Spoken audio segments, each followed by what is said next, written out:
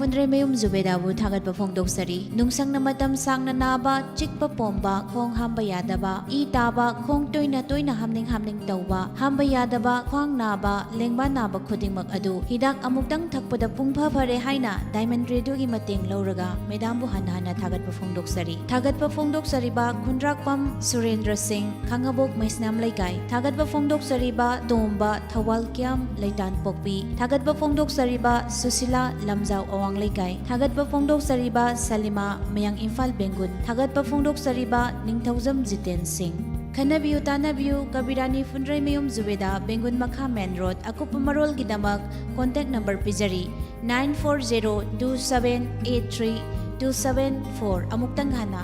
9402783274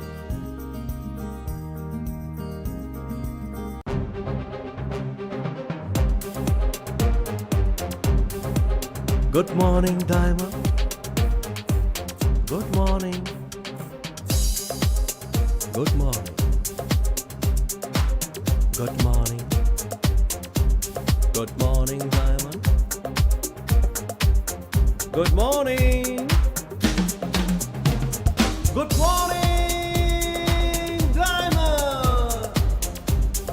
Adom na tabiriba channel asi 91.2 MHz da sandok chariba Manipur ki ihan hanba adugumlaba community radio service ke Good Morning Diamond gi program ne program asigi khuthangda nungti gi phongli ba paw se khana naina ba amadi miyam gi pungning da phawbira pa pungning gi wakhalon bu aikoi mayam khana naina duna tanamina bagi adugumlaba akhanna ba program hauzik leizare adong gi damakta Diamond Radio na sandok chari Good morning Diamond Good morning Good morning. Good morning, Diamond.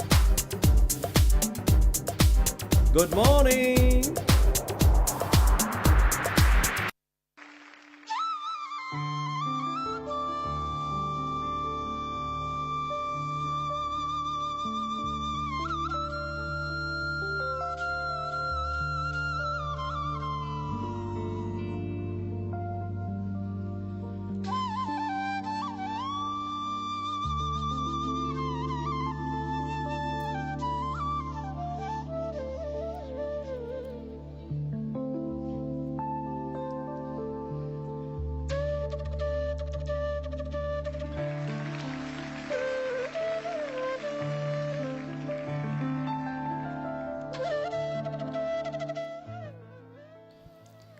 ꯑꯍꯥꯟꯕꯃꯛꯇꯗ good morning ꯗꯥꯏꯃꯟꯒꯤ ꯊꯧꯔꯝ ꯇꯥꯕꯤꯔꯤꯕꯁꯤꯡꯕꯨ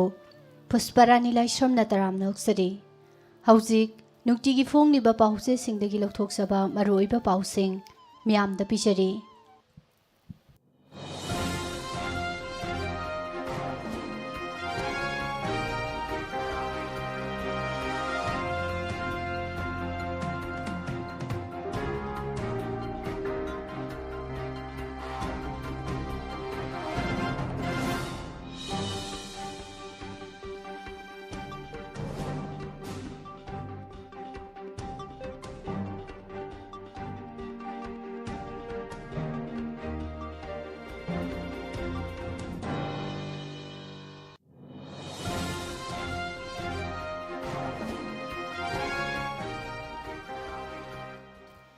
ngasi yaifaraba chajibugi kunni panba ing 2018 megi tarik ama thangsi numit asigi ahanbada maruoiba pau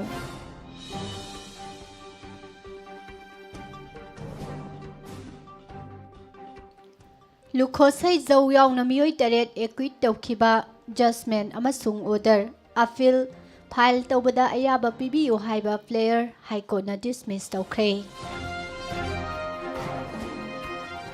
ngasi May Day hairagasu khangnariba malemgi sinmisingi numitki mangoidana Chief Minister Birena yaifa paujel pirakle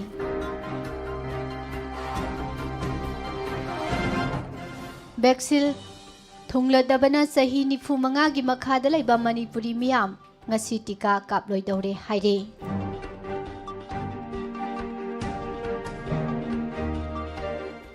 Positive case masing chaniga humbudra mathoida hantarakre sibagi sang hantaraktri ngarang nong namioi manga so laikidre Imphal East amasung West COVID-19 gi hotspot oire hairi.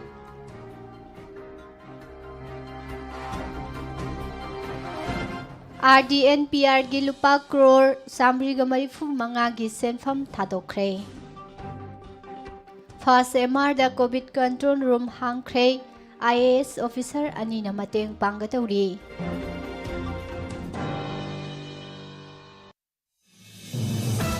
Manipur gi court pumna makki thabak thoram sing suspend tokre. Korkom na sinmi sing da yaifa pausel pirakle. KRA gi Army Chief Bodyguard ka loinana nomaina kaptuna halamle haire.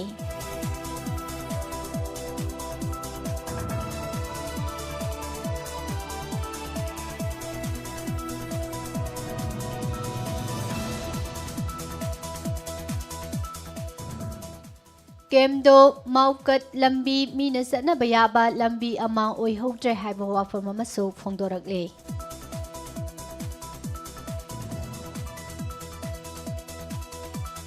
Maroiba pausing miyamda sandokna pichari. Lamfetfat Court Complex talaiba Special Court NDNPS Manipur na December gi tarik 18 English sing ani kunda pikiba Special Trial Case number Sama of English sing ani tarani pan gi judgment amasung order da Hana Sandel Autonomous District Council gi Chairman Oiramba Lukhosai Zau Yauna Narcotic and Affairs of NAV Police Station na accused ni haiduna SARS tawrakiba miyoi taret po equate tawkibagi mayokta appeal file tawbada ayaba pibinanaba tawkiba player High Court of Manipur na dismiss tawkre. Special Court NDNPS Manipur na lauthokiba judgment amasung order adugi mayokta appeal file tawbada ayaba pibiu haiduna player tawkiba applicant Singjamai Chinga Mathaktagi Maibam Jokes Sahi Yankai Apokpa Laikidraba M Imo Chingmairongi Lai Inkholdagi Gitchandra Mangang Sahi Kuntramari Apokpa Laikidraba Titom Samaitei Kangpokpigi Island Bloki Ngarumphung Village Dagi Ramthing Hungyo Sahi Humfugataret Apokpa Laikidraba Chakko Hungyo Amasung Kwakaitel Thiam Lekaidagi Bablu Luitongbam Sahi Yankai Apokpa Dr. L Gaur Gopal ni haide.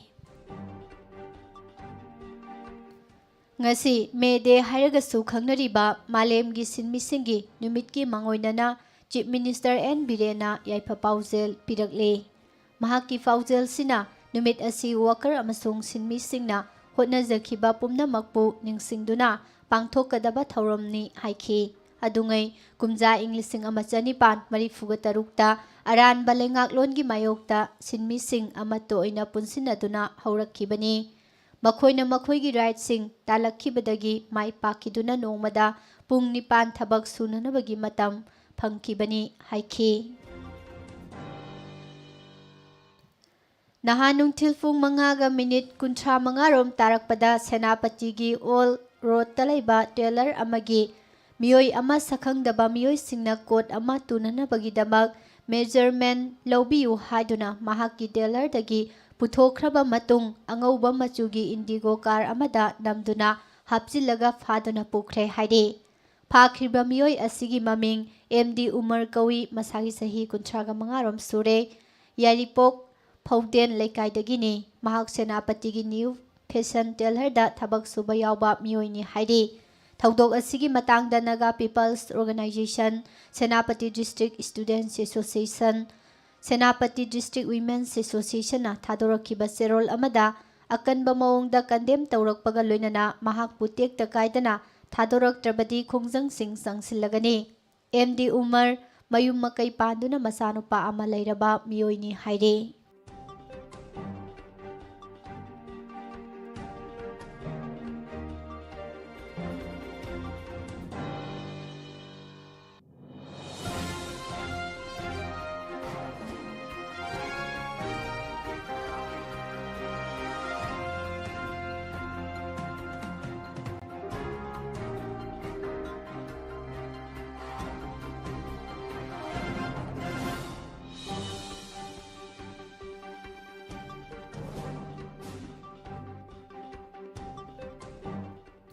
Manipur Lengaki Lamphel Patta Leiba Ayush Directorate ki Director Dr. A. Gunesorna ngarang thokiba notice amagi matung ina Manipur Lengaki Maikaidagi ahanba Manipur Raffles ki banquet hall da State COVID Control Room ama hangdokle. Loinana State Lengaki oina hangdokliba COVID Control Room asigi in charge na Health Services ki Supervision Makhada Ayush ki Directorate na oigani hairi.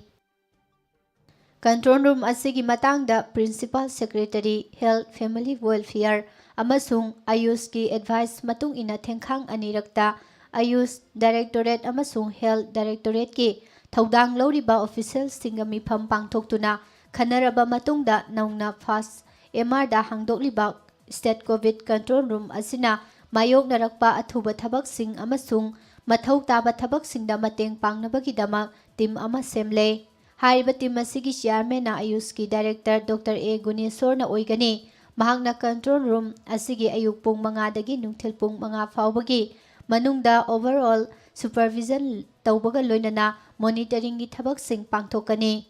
Vice Chairman na NAM gi Member Secretary amasung Additional Director Dr. M. Samjai Bukhankre mahangna nungthil pung mga dagi ayuk pung mga faubagi overall supervision amasung monitoring taugani aduga committee asigi convener hablaba Dr. S. Bishwanath Deputy Director na pung kungamari subna store item amasung atopa mathau taba potlam singi thaudang logani co-convener S. Marks Program Manager na pung kungamari subna posay lesinba amasung supply tawagi thabak singda mateng panggani member sing oriba L. Dipensu hariba thabak asi pangthokpaga loinana Gaichau Pau Golmai Account Officer na Stenary Singi Thaudang logani aduga Head Clerk V. Dev Chakrabarti na Information Technology Communication gi thaudang logani Coordinator S. Tondang na Sector Pumnamak Liaison tawbagi thabak pangthokani aduga Y. Santi Kumar Pharmacist na store item singi thaudang logani hairi.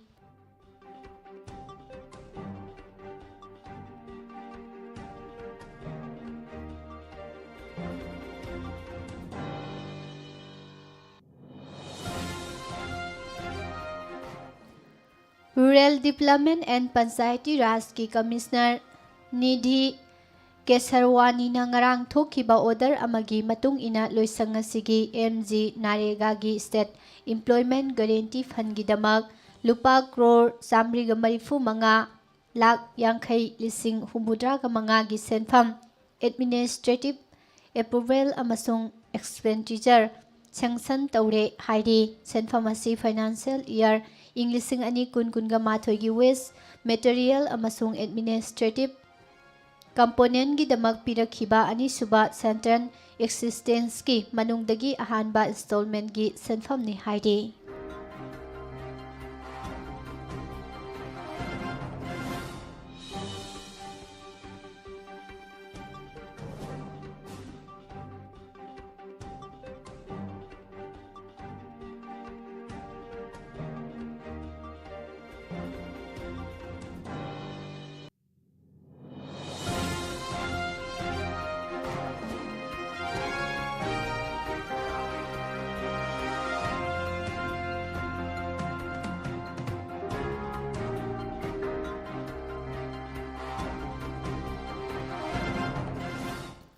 Manipur Lengaki COVID-19 Common Control Room na nahan thadorokiba cherolda noma khakta da COVID-19 positive oirakpa apunba misingi masing sahumga tara mari haina phongdorakhrabasu ngarangi oina nungthil pung mga faubgi mamangda laikiba pung kunga marigi manungda thengnakhiba state asigi apunba positive oibagi case saniga humudra mathoida hantharakhrabasu laichet asina sihanba miyoi singi masingdi nahan gasap manana laikre COVID-19 Common Control Room gi cherol asina haibada ngarang nungthil pung mga faubada ngarangi oina thengnakhiba positive case sing asigi manungda chaniga yangkhai mapana micham miyamgi maraktagini aduga taraga nithoina Central Armed Police Force CFPF ki personnel singni haidi ꯃꯤꯆꯝ ꯃꯤꯌꯥꯝꯒꯤ ꯃꯔꯛꯇꯒꯤ ꯄꯣꯖꯤꯇꯤꯕ ꯑꯣꯏꯔꯕ ꯑꯄꯨꯟꯕ case ꯃꯁꯤꯡ ꯑꯁꯤꯒꯤ ꯃꯅꯨꯡꯗ 134ꯅ ꯅꯨꯄꯥꯅꯤ ꯑꯗꯨꯒ 115ꯅ ꯅꯨꯄꯤꯅꯤ ꯍꯥꯏꯔꯤ꯫ ꯑꯃꯔꯣꯝꯗ ꯉꯔꯥꯡꯁꯨ ꯍꯧꯈꯤꯕ ꯄꯨꯡ 24ꯒꯤ ꯃꯅꯨꯡꯗ ꯂꯩꯅꯥ ꯑꯁꯤꯅ ꯃꯔꯝ ꯑꯣꯏꯗꯨꯅ ꯃꯤꯑꯣꯏ 5ꯒꯤ ꯄꯨꯟꯁꯤ ꯃꯥꯡꯍꯟꯈ꯭ꯔꯦ꯫ ꯃꯤꯑꯣꯏꯁꯤꯡ ꯑꯁꯤ ꯏꯝꯐꯥꯜ ꯋꯦꯁꯇꯒꯤ ꯃꯁꯥꯒꯤ ꯆꯍꯤ 52 ꯁꯨꯔꯕ ꯅꯨꯄꯥ ꯑꯃ, ꯃꯁꯥꯒꯤ ꯆꯍꯤ 68 ꯑꯃꯁꯨꯡ ꯆꯍꯤ 63 ꯁꯨꯔꯕ ꯅꯨꯄꯥ ꯑꯅꯤ, ꯀꯛꯆꯤꯡꯗꯒꯤ ꯃꯁꯥꯒꯤ ꯆꯍꯤ 38 ꯁꯨꯔꯕꯤ ꯅꯨꯄꯤ ꯑꯃ ꯑꯃꯁꯨꯡ ꯏꯝꯐꯥꯜ ꯋꯦꯁꯇꯒꯤ ꯃꯁꯥꯒꯤ ꯆꯍꯤ 94 ꯁꯨꯔꯕꯤ ꯅꯨꯄꯤ ꯑꯃꯅꯤ꯫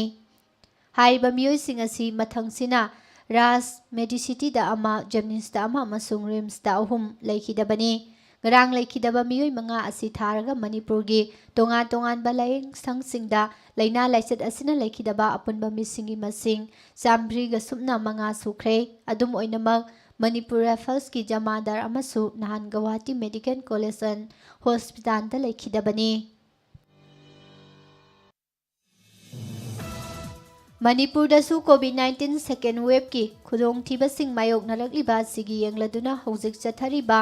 ꯃꯁꯥꯒꯤ ꯆꯍꯤ 45 ꯁꯨꯔꯕ ꯑꯃꯁꯨꯡ ꯃꯁꯤꯒꯤ ꯃꯊꯛꯇ ꯂꯩꯕ ꯃꯤꯑꯣꯏꯁꯤꯡꯗ ꯍꯤꯗꯥꯛ ꯀꯥꯞꯊꯣꯛꯄꯒꯤ ꯊꯕꯛꯁꯤꯡ ꯆꯠꯊꯔꯛꯂꯤꯕ ꯑꯁꯤꯒꯤ ꯃꯊꯛꯇ ꯆꯍꯤ 19ꯗꯒꯤ 94 ꯐꯥꯎꯕꯒꯤ ꯃꯅꯨꯡꯗ ꯂꯩꯕ ꯃꯤꯑꯣꯏꯁꯤꯡꯁꯨ ꯃꯦꯒꯤ ꯇꯥꯔꯤꯛ 1ꯗꯒꯤ ꯍꯧꯔꯗꯨꯅ ꯍꯤꯗꯥꯛ ꯀꯥꯞꯊꯣꯛꯅꯅꯕ ꯒꯚꯔꯟꯃꯦꯟꯠ ꯑꯣꯐ ꯏꯟꯗꯤꯌꯥꯅ ꯂꯥꯎꯊꯣꯛꯈꯤꯕ ꯃꯇꯨꯡ ꯏꯟꯅ ꯍꯥꯏꯔꯤꯕ ꯆꯍꯤ ꯑꯁꯤꯒꯤ ꯃꯅꯨꯡꯗ ꯂꯩꯕ ꯃꯤꯑꯣꯏꯁꯤꯡꯅ ꯚꯦꯛꯁꯤꯅꯦꯁꯟ ꯑꯁꯤꯒꯤꯗꯃꯛ ꯀꯣꯏꯟ ꯄꯣꯔꯇꯦꯜꯗ ꯑꯦꯅꯔꯣꯜ ꯇꯧꯒꯗꯕꯅꯤ ꯍꯥꯏꯔꯤ꯫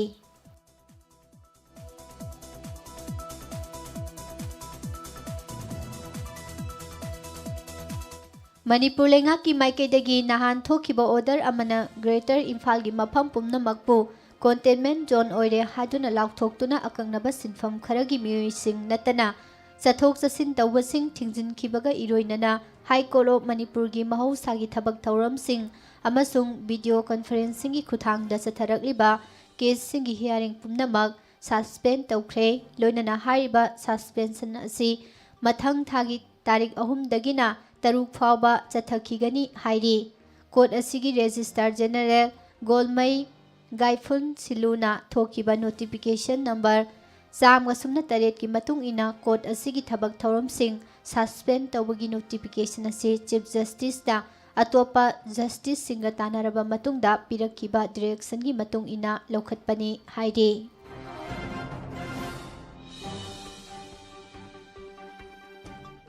ꯆꯍꯤ ꯈꯨꯗꯤꯡꯒꯤ ꯃꯦꯒꯤ ꯑꯍꯥꯟꯕ ꯅꯨꯃꯤꯠ ꯑꯁꯤ ꯃꯥꯂꯦꯝꯒꯤ ꯁꯤꯟꯃꯤꯁꯤꯡꯒꯤ ꯅꯨꯃꯤꯠ ꯃꯦ ꯗꯦ ꯍꯥꯏꯅ ꯈꯪꯅꯗꯨꯅ ꯂꯥꯛꯂꯤꯕ ꯁꯦꯡꯂꯕ ꯅꯨꯃꯤꯠ ꯑꯁꯤꯗ ꯃꯥꯂꯦꯝꯒꯤ ꯂꯧꯃꯤ ꯁꯤꯟꯃꯤꯁꯤꯡ, ꯃꯔꯨꯑꯣꯏꯅ ꯑꯈꯟꯅꯅ ꯏꯔꯝꯗꯝꯒꯤ ꯁꯤꯟꯃꯤ ꯈꯨꯗꯤꯡꯃꯛꯇ ꯀꯣꯔꯀꯣꯝꯅ ꯌꯥꯏꯐ ꯄꯥꯎꯖꯦꯜ ꯄꯤꯔꯛꯄꯒ ꯂꯣꯏꯅꯅ ꯅꯨꯃꯤꯠꯁꯤꯒꯤ ꯇꯥꯟꯖꯥ ꯂꯧꯔꯒ ꯇꯣꯉꯥꯟ ꯇꯣꯉꯥꯟꯕ ꯍꯤꯔꯝꯁꯤꯡꯗ ꯁꯤꯟꯊꯥ ꯄꯥꯏꯕꯤꯔꯤꯕ ꯏꯔꯩꯕꯥꯛ ꯏꯔꯝꯗꯝꯒꯤ ꯁꯤꯟꯃꯤꯁꯤꯡꯗ ꯋꯥꯐꯝ ꯀꯌꯥꯁꯨ ꯊꯝꯂꯛꯂꯤ꯫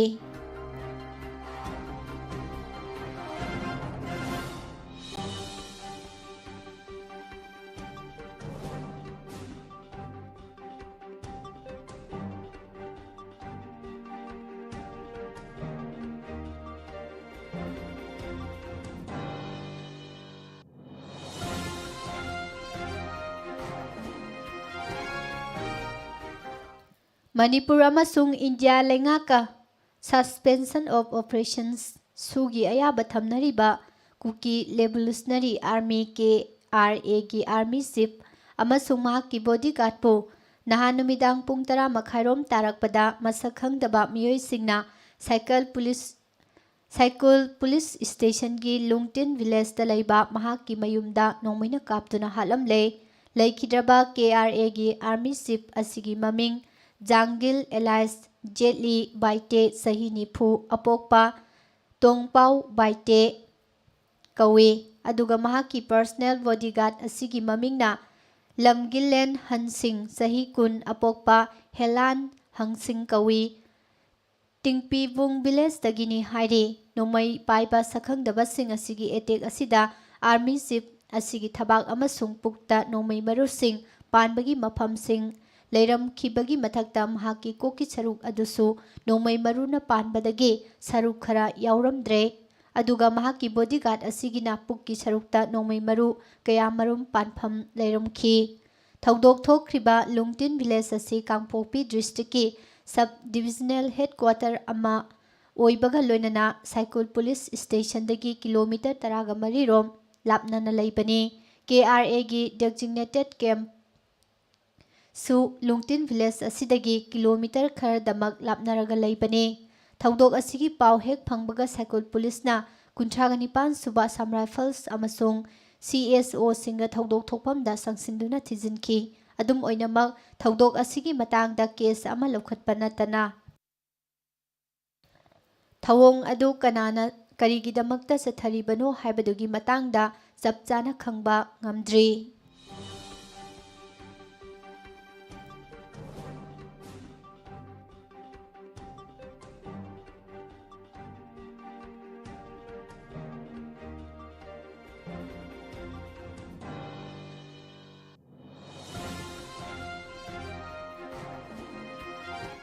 Leibak sinba thungna megi tarik amadagi hauduna masagi sahi 19 nifuga mari fawbagi manungda laiba miyoi kanglup sing vaccine kapthoknaba laukhatliba thaurang asigi saruk ama oina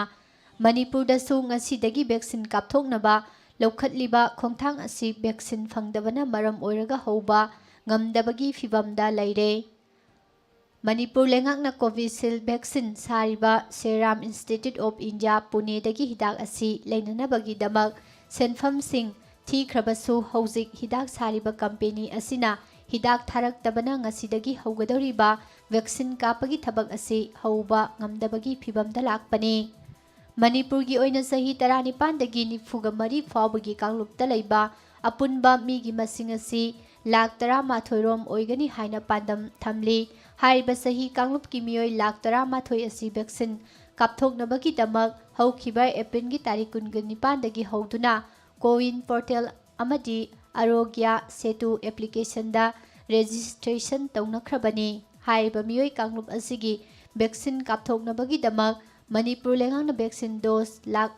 अहुम serum institute of India दा थाबिरकननबा से इखिबा लैखी अदुम ओइनमक ngarang phawbada vaccine sing asi yauraktabana ngasidagi vaccine kapagi khongjang asi hawdokpa ngamdabagi phibamda leirakpa yai haikhi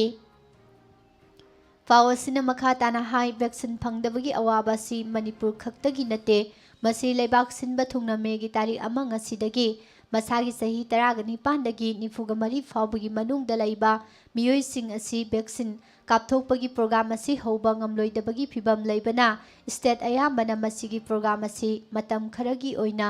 yaithoknaba laikhre housing masagi sahi nifuga mangagi mathakta lairiba miyoi kanglup singi vaccine kapagi thabak sathariba asigi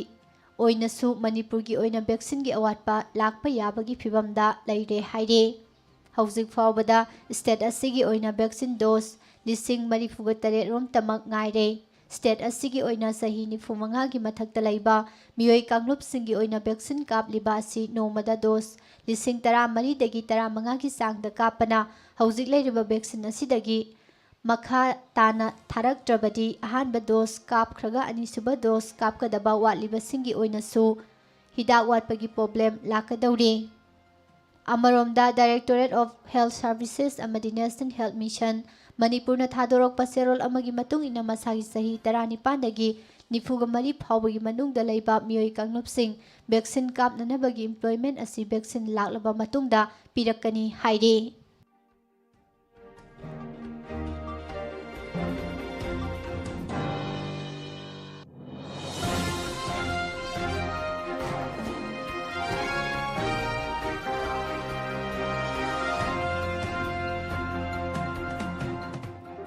Malem gi lomi sinmi numit International Lovers Day na lakpada Maru oina su nomduna hingliba lomi sinmi singda People's War Group Marxist Center na yawolgi kai khumnaba ulakle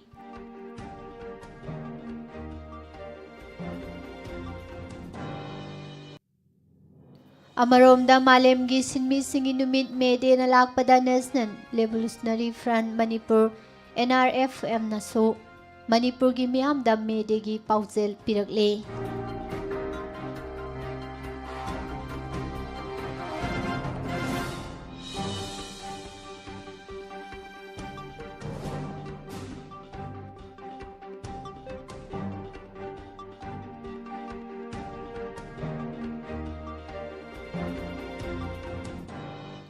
Manipur ꯂꯩꯉꯥꯛꯅ state ꯑꯁꯤꯒꯤ ꯃꯅꯨꯡ ꯍꯟꯖꯤꯟꯕ ꯆꯤꯡꯒꯤ ꯈꯨꯜꯁꯤꯡꯒꯤ ꯂꯝꯕꯤ ꯊꯣꯡ ꯀꯌꯥ ꯐꯍꯜꯂꯦ ꯍꯥꯏꯕ ꯂꯩꯈ꯭ꯔꯕꯁꯨ ꯆꯥꯟꯗꯦꯜ ꯗꯤꯁꯇ꯭ꯔꯤꯛꯀꯤ ꯈꯦꯡꯖꯣꯏ ꯁꯕ ꯗꯤꯕꯤꯖꯟꯒꯤ ꯃꯅꯨꯡ ꯆꯟꯕ ꯈꯨꯜ ꯀꯌꯥꯃꯔꯨꯝꯒꯤ ꯂꯦꯞ ꯂꯥꯏꯟ ꯑꯃꯁꯨ ꯑꯣꯏꯔꯤꯕ ꯀꯦꯝꯗꯣ ꯂꯝꯈꯥꯏꯗꯒꯤ ꯃꯥꯎꯀꯠ ꯐꯥꯎꯕꯒꯤ ꯂꯝꯕꯤ ꯃꯤ ꯑꯃꯠꯇ ꯆꯠꯄ ꯉꯝꯅꯗ꯭ꯔꯦ, ꯑꯉꯥꯡꯁꯤꯡ ꯂꯥꯏꯔꯤꯛ ꯇꯝꯕ ꯆꯠꯄ ꯀꯤꯅꯔꯦ, ꯃꯣꯜꯗꯣꯔ ꯅꯣꯝ ꯚꯤꯂꯦꯖꯇ ꯁ꯭ꯀꯨꯜ ꯑꯃ ꯊꯝꯕꯤꯕ ꯄꯥꯝꯅꯔꯤ꯫ ꯀꯨꯀꯤ ꯆꯤꯞ ꯑꯦꯁꯣꯁꯤꯌꯦꯁꯟ ꯈꯦꯡꯖꯣꯏ ꯁꯕ ꯗꯤꯕꯤꯖꯟ ꯑꯃꯁꯨꯡ ꯀꯨꯀꯤ ꯁ꯭ꯇꯨꯗꯦꯟꯠꯁ ꯑꯣꯔꯒꯅꯥꯏꯖꯦꯁꯟ ꯈꯦꯡꯖꯣꯏ ꯕ꯭ꯂꯣꯛꯀꯤ ꯊꯧꯃꯤꯁꯤꯡꯒ ꯑꯈꯟꯅꯅ ꯈꯦꯡꯖꯣꯏ ꯁꯕ ꯗꯤꯕꯤꯖꯟꯒꯤ ꯃꯅꯨꯡꯗ ꯂꯩꯔꯤꯕ ꯈꯨꯜꯁꯤꯡꯒꯤ ꯁꯦꯝꯒꯠ ꯁꯥꯒꯠꯂꯤꯕ ꯑꯃꯗꯤ ꯑꯋꯥꯠ ꯑꯄꯥꯁꯤꯡ ꯌꯦꯡꯁꯤꯟꯃꯤꯟꯅꯕꯒꯤ ꯈꯣꯡꯆꯠ ꯑꯃ ꯆꯠꯄ ꯃꯇꯝꯗ ꯆꯠꯄ ꯌꯥꯗ꯭ꯔꯕ ꯐꯤꯕꯝ ꯆꯥꯗ꯭ꯔꯕ ꯂꯝꯕꯤꯁꯤꯡ ꯑꯁꯤ ꯊꯦꯡꯅꯔꯛꯈꯤꯕꯅꯤ꯫ ꯍꯤꯔꯝ ꯑꯁꯤꯒꯤ ꯃꯇꯥꯡꯗ ꯀꯨꯀꯤ ꯆꯤꯞ ꯑꯦꯁꯣꯁꯤꯌꯦꯁꯟ ꯈꯦꯡꯖꯣꯏ ꯁꯕ ꯗꯤꯕꯤꯖꯟꯒꯤ ꯆꯤꯌꯔꯃꯦꯟ ꯉꯝꯈꯣꯜꯂꯣꯟ ꯍꯥꯎꯀꯤꯞꯅ ꯍꯥꯏ, ꯃꯅꯤꯄꯨꯔ ꯂꯩꯉꯥꯛꯅ ꯀꯦꯝꯗꯣ ꯂꯝꯈꯥꯏꯗꯒꯤ ꯃꯥꯎꯀꯠ ꯐꯥꯎꯕꯒꯤ ꯂꯝꯕꯤ, ꯀꯦꯝꯗꯣ ꯂꯝꯈꯥꯏꯗꯒꯤ ꯃꯥꯎꯀꯠ ꯂꯦꯝꯗ ꯆꯠꯄ ꯍꯧꯕꯒꯤ ꯂꯝꯕꯤ ꯃꯆꯤꯟ ꯑꯁꯤ ꯌꯥꯝꯅ ꯉꯝꯗꯅ ꯒꯥꯔꯤ ꯀꯌꯥ ꯀꯥꯕ ꯉꯝꯕ ꯑꯃꯗꯤ ꯀꯨꯝꯊꯕꯗ ꯕ꯭ꯔꯦꯛ ꯐꯥꯕ ꯉꯝꯗꯗꯨꯅ ꯑꯦꯛꯁꯤꯗꯦꯟꯠ ꯇꯣꯏꯅ ꯊꯣꯛꯂꯤ꯫ ꯂꯝꯕꯤ ꯑꯁꯤꯒꯤ ꯃꯇꯥꯡꯗ ꯑꯃꯗꯤ ꯃꯔꯤ ꯂꯩꯅꯕꯁꯤꯡꯒ ꯂꯣꯏꯅꯅ 42 ꯆꯥꯟꯗꯦꯜꯒꯤ MLAꯗ ꯍꯥꯏꯖꯕꯗꯒꯤ ꯀꯦꯝꯗꯣ ꯂꯝꯈꯥꯏꯒꯤ ꯑꯉꯝꯕ ꯑꯗꯨ ꯊꯩꯗꯣꯛꯇꯨꯅ ꯁꯥꯏꯕꯣꯜ ꯖꯧꯄꯤꯗ ꯂꯝꯕꯤ ꯐꯥꯎꯅꯅꯕ ꯅꯥꯀꯜ ꯑꯅꯤꯃꯛꯇꯒꯤ ꯂꯝꯕꯤ ꯀꯛꯄ ꯍꯧꯕꯤꯔꯝꯂꯦ, ꯑꯗꯨꯕꯨ ꯀꯤꯂꯣꯃꯤꯇꯔ 8 ꯔꯣꯝ ꯁꯥꯡꯒꯗꯕ ꯂꯝꯕꯤꯗ ꯀꯤꯂꯣꯃꯤꯇꯔ 3 ꯔꯣꯝꯇꯃꯛ ꯀꯛꯄꯗ ꯉꯥꯏꯔꯤꯉꯩꯗ ꯊꯕꯛ ꯂꯦꯞꯈ꯭ꯔꯦ꯫ ꯌꯥꯔꯕꯗꯤ 42 ꯆꯥꯟꯗꯦꯜꯒꯤ MLAꯁꯨ ꯑꯣꯏꯔꯤꯕ ꯃꯤꯅꯤꯁꯇꯔ ꯂꯦꯠꯄꯥꯎ ꯍꯥꯎꯀꯤꯞ ꯑꯃꯗꯤ ꯃꯔꯤ ꯂꯩꯅꯕ ꯂꯣꯏꯁꯪꯅ ꯃꯤꯠꯌꯦꯡ ꯆꯪꯕꯤꯗꯨꯅ ꯂꯝꯕꯤ ꯑꯁꯤ ꯀꯛꯄ ꯂꯣꯏꯁꯤꯟꯕꯤꯌꯨ ꯍꯥꯏꯅꯁꯨ ꯐꯣꯡꯗꯣꯔꯛꯈꯤ꯫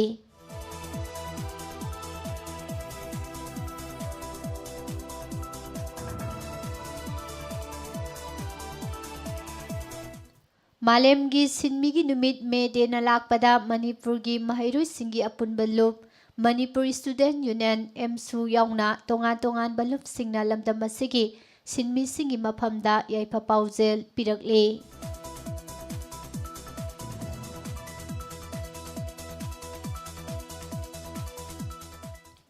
ꯏꯝꯐꯥꯜ ꯋꯦꯁ ꯗꯤꯁꯇ꯭ꯔꯤꯛꯀꯤ ꯃꯅꯨꯡ ꯆꯟꯕ ꯃꯐꯝꯁꯤꯡꯗ ꯂꯩꯔꯤꯕ ꯑꯣꯛꯁꯤꯖꯦꯟ ꯁꯨꯡꯅꯅꯕ ꯄ꯭ꯂꯥꯟꯠꯁꯤꯡꯅ ꯃꯦꯗꯤꯀꯦꯜꯒꯤ ꯅꯠꯇꯕ ꯍꯤꯔꯝꯁꯤꯡꯗ ꯁꯤꯖꯤꯟꯅꯅꯕ ꯑꯣꯛꯁꯤꯖꯦꯟ ꯄꯤꯊꯣꯛꯇꯅꯕ ꯈꯪꯍꯟꯈ꯭ꯔꯦ꯫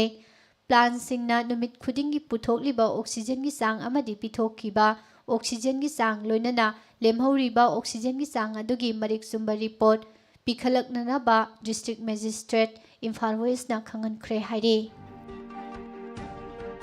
ꯀꯣꯚꯤꯗ-19 ꯂꯩꯅꯥ ꯂꯥꯏꯆꯠꯇꯒꯤ ꯉꯥꯛꯊꯣꯛꯅꯕ ꯂꯩꯉꯥꯛꯅ ꯂꯧꯈꯠꯂꯤꯕ ꯇꯣꯉꯥꯟ ꯇꯣꯉꯥꯟꯕ ꯈꯣꯡꯊꯥꯡꯁꯤꯡꯒꯤ ꯃꯅꯨꯡꯆꯟꯅ ꯑꯈꯟꯅꯕ ꯊꯧꯔꯥꯡ ꯑꯃꯒꯤ ꯃꯈꯥꯗ ꯂꯝꯗꯝ ꯑꯁꯤꯗ ꯍꯛꯆꯥꯡꯒꯤ ꯐꯤꯚꯝ ꯇꯣꯉꯥꯟꯅ ꯍꯤꯡꯂꯤꯕꯁꯤꯡꯕꯨ ꯃꯅꯥꯛ ꯅꯛꯄ ꯍꯦꯜꯊ ꯀꯦꯌꯔ ꯁꯦꯟꯇꯔꯁꯤꯡꯗ ꯀꯣꯚꯤꯗ-19 ꯚꯦꯛꯁꯤꯟ ꯀꯥꯞꯊꯣꯛꯍꯟꯕꯤꯌꯨ ꯍꯥꯏꯅ ꯏꯔꯥꯕꯣꯠ ꯐꯥꯎꯟꯗꯦꯁꯟ ꯃꯅꯤꯄꯨꯔꯒꯤ ꯄ꯭ꯔꯁꯤꯗꯦꯟꯠ ꯊꯣꯉꯥꯝ ꯑꯖꯤꯠꯅ ꯐꯣꯡꯗꯣꯔꯛꯂꯤ꯫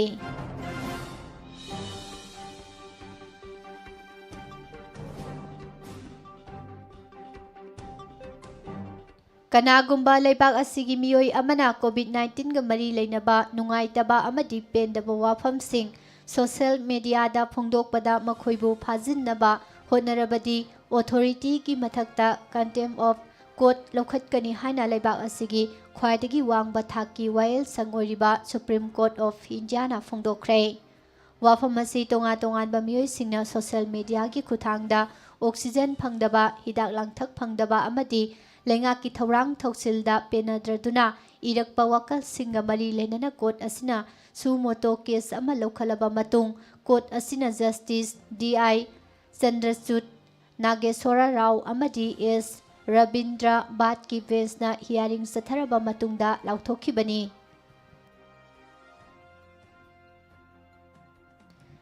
ꯔꯤꯝꯁꯇ MBBS ꯇꯝꯂꯤꯕ ꯃꯍꯩꯔꯣꯏ ꯁꯅꯥꯇꯣꯟ ꯑꯊꯣꯛꯄꯝꯕꯨ ꯍꯧꯈꯤꯕ ꯃꯥꯔꯆꯀꯤ ꯇꯥꯔꯤꯛ 15ꯗ ꯃꯍꯥꯛꯀꯤ ꯍꯣꯁꯇꯦꯜꯒꯤ ꯀꯥꯗ ꯌꯥꯝꯅ ꯆꯤꯡꯅꯅꯤꯡꯉꯥꯏ ꯑꯣꯏꯕ ꯃꯑꯣꯡꯗ ꯁꯤꯗꯨꯅ ꯂꯩꯔꯝꯕ ꯊꯧꯗꯣꯛ ꯑꯁꯤꯒꯤ ꯑꯆꯨꯝꯕ ꯂꯪꯂꯥ ꯂꯪꯖꯤꯟ ꯄꯨꯊꯣꯛꯄꯤꯅꯅꯕ ꯇꯣꯇꯦꯜ ꯁꯠꯗꯥꯎꯟ ꯌꯥꯎꯅ ꯈꯣꯡꯖꯪ ꯀꯌꯥ ꯆꯪꯁꯤꯜꯂꯕꯁꯨ ꯂꯩꯉꯥꯛ ꯑꯁꯤꯅ ꯇꯨꯃꯤꯟꯅ ꯂꯩꯁꯤꯜꯂꯤꯕꯁꯤ ꯍꯦꯟꯅ ꯑꯀꯟꯕ ꯈꯣꯡꯖꯪ ꯆꯪꯁꯤꯟꯅꯅꯕ ꯁꯤꯟꯕꯅꯤ ꯍꯥꯏꯅ ꯅꯣꯡꯄꯣꯛ ꯂꯩꯉꯥꯛ ꯑꯄꯨꯟꯕ ꯅꯨꯄꯤ ꯂꯨꯞꯅ ꯐꯣꯡꯗꯣꯔꯛꯂꯤ꯫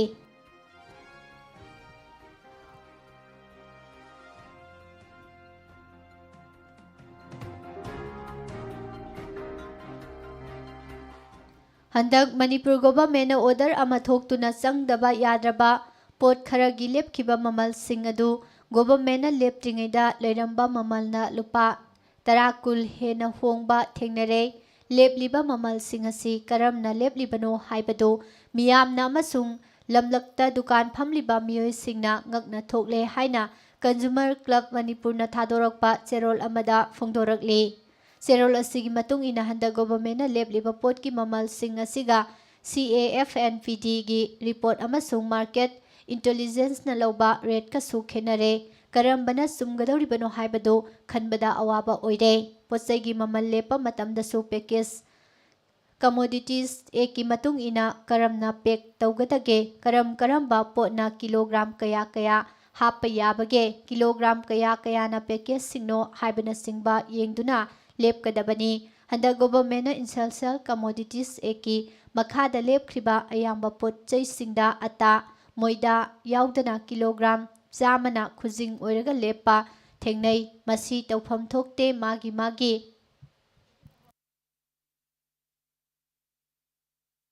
Pawasi makhatana pijari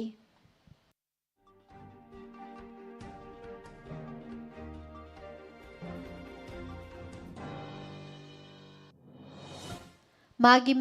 vek lakliba amadi kilo masing yenglaga lepkadabani lepliba pot khudingmaki arumba kilogram masing asi kilogram samagi mathakta lakte amata lakte maram maduna ata moida da lepliba kilogram masing adumaina lepkadabani haina cherol asina makhatana phongdorakle government potsai mamal lepa matamda khara seksina consumer singi yenglaga niyom sumna lephaningi tung koina satnagadaba mawngda price fixation committee khara mawng tana sauthokna sembiu potsai singi stock position numit khudingi lauthokpiu aduga dukandar singnasu masa masagi dukan singda consumer singna hek sanglakpada ugadaba maphamda bot ama thamduna pot ki mamal amasung stock position iduna thetpiu haibo wafam kyasu consumer club ki maikaidagi phongdorakle Supreme Court na ngarang Central Government ta vaccine gi mamal lepa amasung yenthokpagi matangda wahang hangkhre Justice DY Chandrachud LN Rao amasung SR Bhatna saba bench na center da lanai hidak sungba kangbuna vaccine gi mamal lepa amasung yenthokpagi thabak tauhandanaba amasung madugi mathau mangam adu center na taunanaba haikhi Supreme Court ki bench asina vaccine gi mamal lepa amasung yenthokpagi thabak hidak sungba kangbuda sina thokanu masi miyam gi potni miyam gi mathau mangam nakhoina laugadabani Justice Chandrachud na hangki karigidamakta vaccine sungba kangbuna karamba state vaccine dose kaya pigadage haibadu lephangadoribano masibu private sector da sina thokpa yabra Justice Bhatna hangkibada government na vaccine asi develop tawbada paisa tingkhibana wafam asida center gi mawa tafam thoi vaccine asi develop tawnabagi damakta organization asida lupa crore lising mari chawnga gi fan thadakhibani adu oirabadi pot asi mapu aikhoisu oifam thoi vaccine sungba mafamda lupa chamaga yankhaida pigani aduga state singdana lupa chahum natraga sambida yongani masi punsilagadi lupa crore lising kuntradagi lising nifu fawba yaurakadoribani asuk yamba paisa asi jati na karigi pigadoribano haina mahakna hangkhe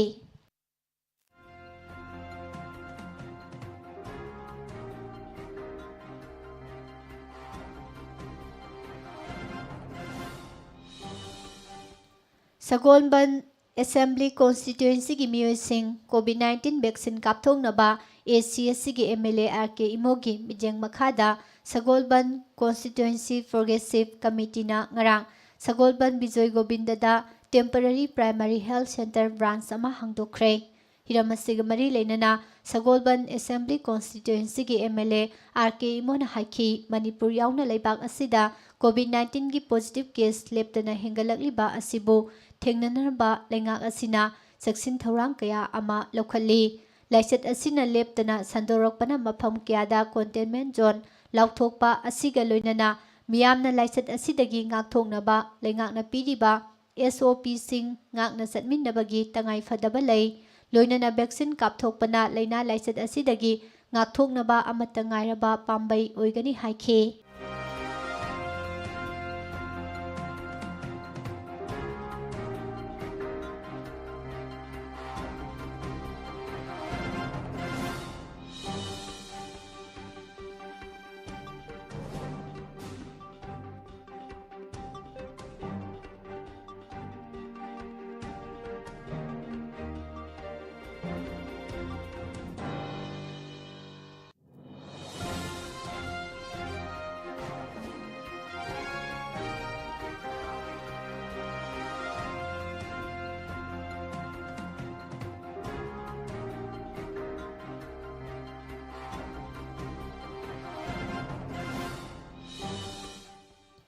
ꯂꯩꯕꯥꯛ ꯑꯁꯤꯗ ꯀꯣꯚꯤꯗ-19ꯒꯤ ꯑꯅꯤꯁꯨꯕ web ꯂꯥꯛꯄꯗꯒꯤ ꯃꯤꯁꯤ ꯃꯤꯅꯥꯁꯥ ꯀꯌꯥ ꯊꯣꯛꯍꯟꯗꯨꯅ ꯇꯪꯗꯨ ꯂꯩꯇꯥꯗꯕꯒꯤ ꯐꯤꯚꯝ ꯑꯃꯗ ꯂꯥꯛꯂꯤꯕ ꯑꯁꯤꯒꯤ ꯌꯦꯡꯂꯒ ꯃꯦꯒꯤ ꯇꯥꯔꯤꯛ 30 ꯐꯥꯎꯕ ꯏꯟꯇꯔꯅꯦꯁꯅꯦꯜ ꯄꯦꯁꯦꯟꯖꯔ ꯐ꯭ꯂꯥꯏꯠ ꯈꯨꯗꯤꯡꯃꯛ ꯄꯥꯏꯊꯣꯛ ꯄꯥꯏꯁꯤꯟ ꯇꯧꯕꯗ ꯁꯦꯟꯇꯔꯅ ꯑꯊꯤꯡꯕ ꯊꯝꯈ꯭ꯔꯦ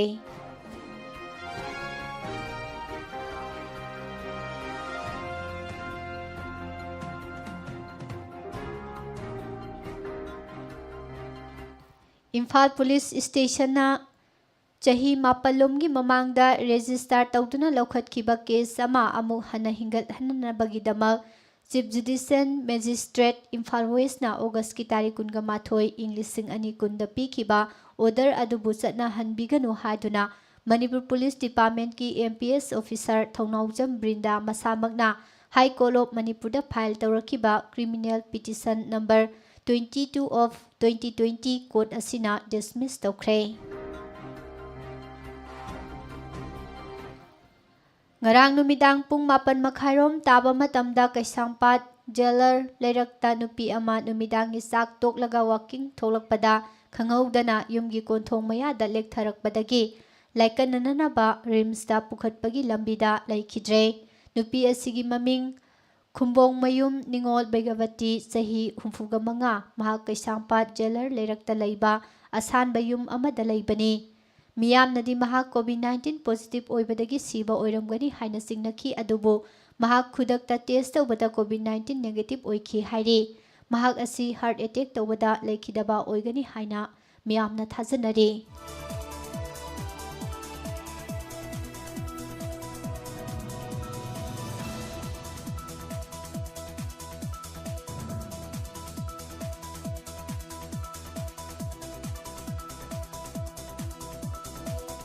ꯃꯅꯤꯄꯨꯔ ꯂꯩꯉꯥꯛꯀꯤ ꯁ꯭ꯀꯨꯜ ꯐꯒꯠꯍꯟꯁꯤ ꯃꯤꯁꯟꯒꯤ ꯁꯔꯨꯛ ꯑꯃ ꯑꯣꯏꯔꯤꯕ ꯈꯨꯔꯥꯏ ꯀꯦꯟꯗ꯭ꯔꯒꯤ ꯃꯅꯨꯡꯗ ꯂꯩꯕ ꯈꯨꯔꯥꯏ ꯄꯣꯄꯨꯂꯔ ꯍꯥꯏ ꯁ꯭ꯀꯨꯜꯗ ꯍꯤꯟꯗꯤ ꯑꯣꯖꯥ ꯑꯣꯏꯔꯤꯕ ꯊꯤꯌꯥꯝ ꯅꯤꯂꯝꯅꯤ ꯁꯤꯡꯗ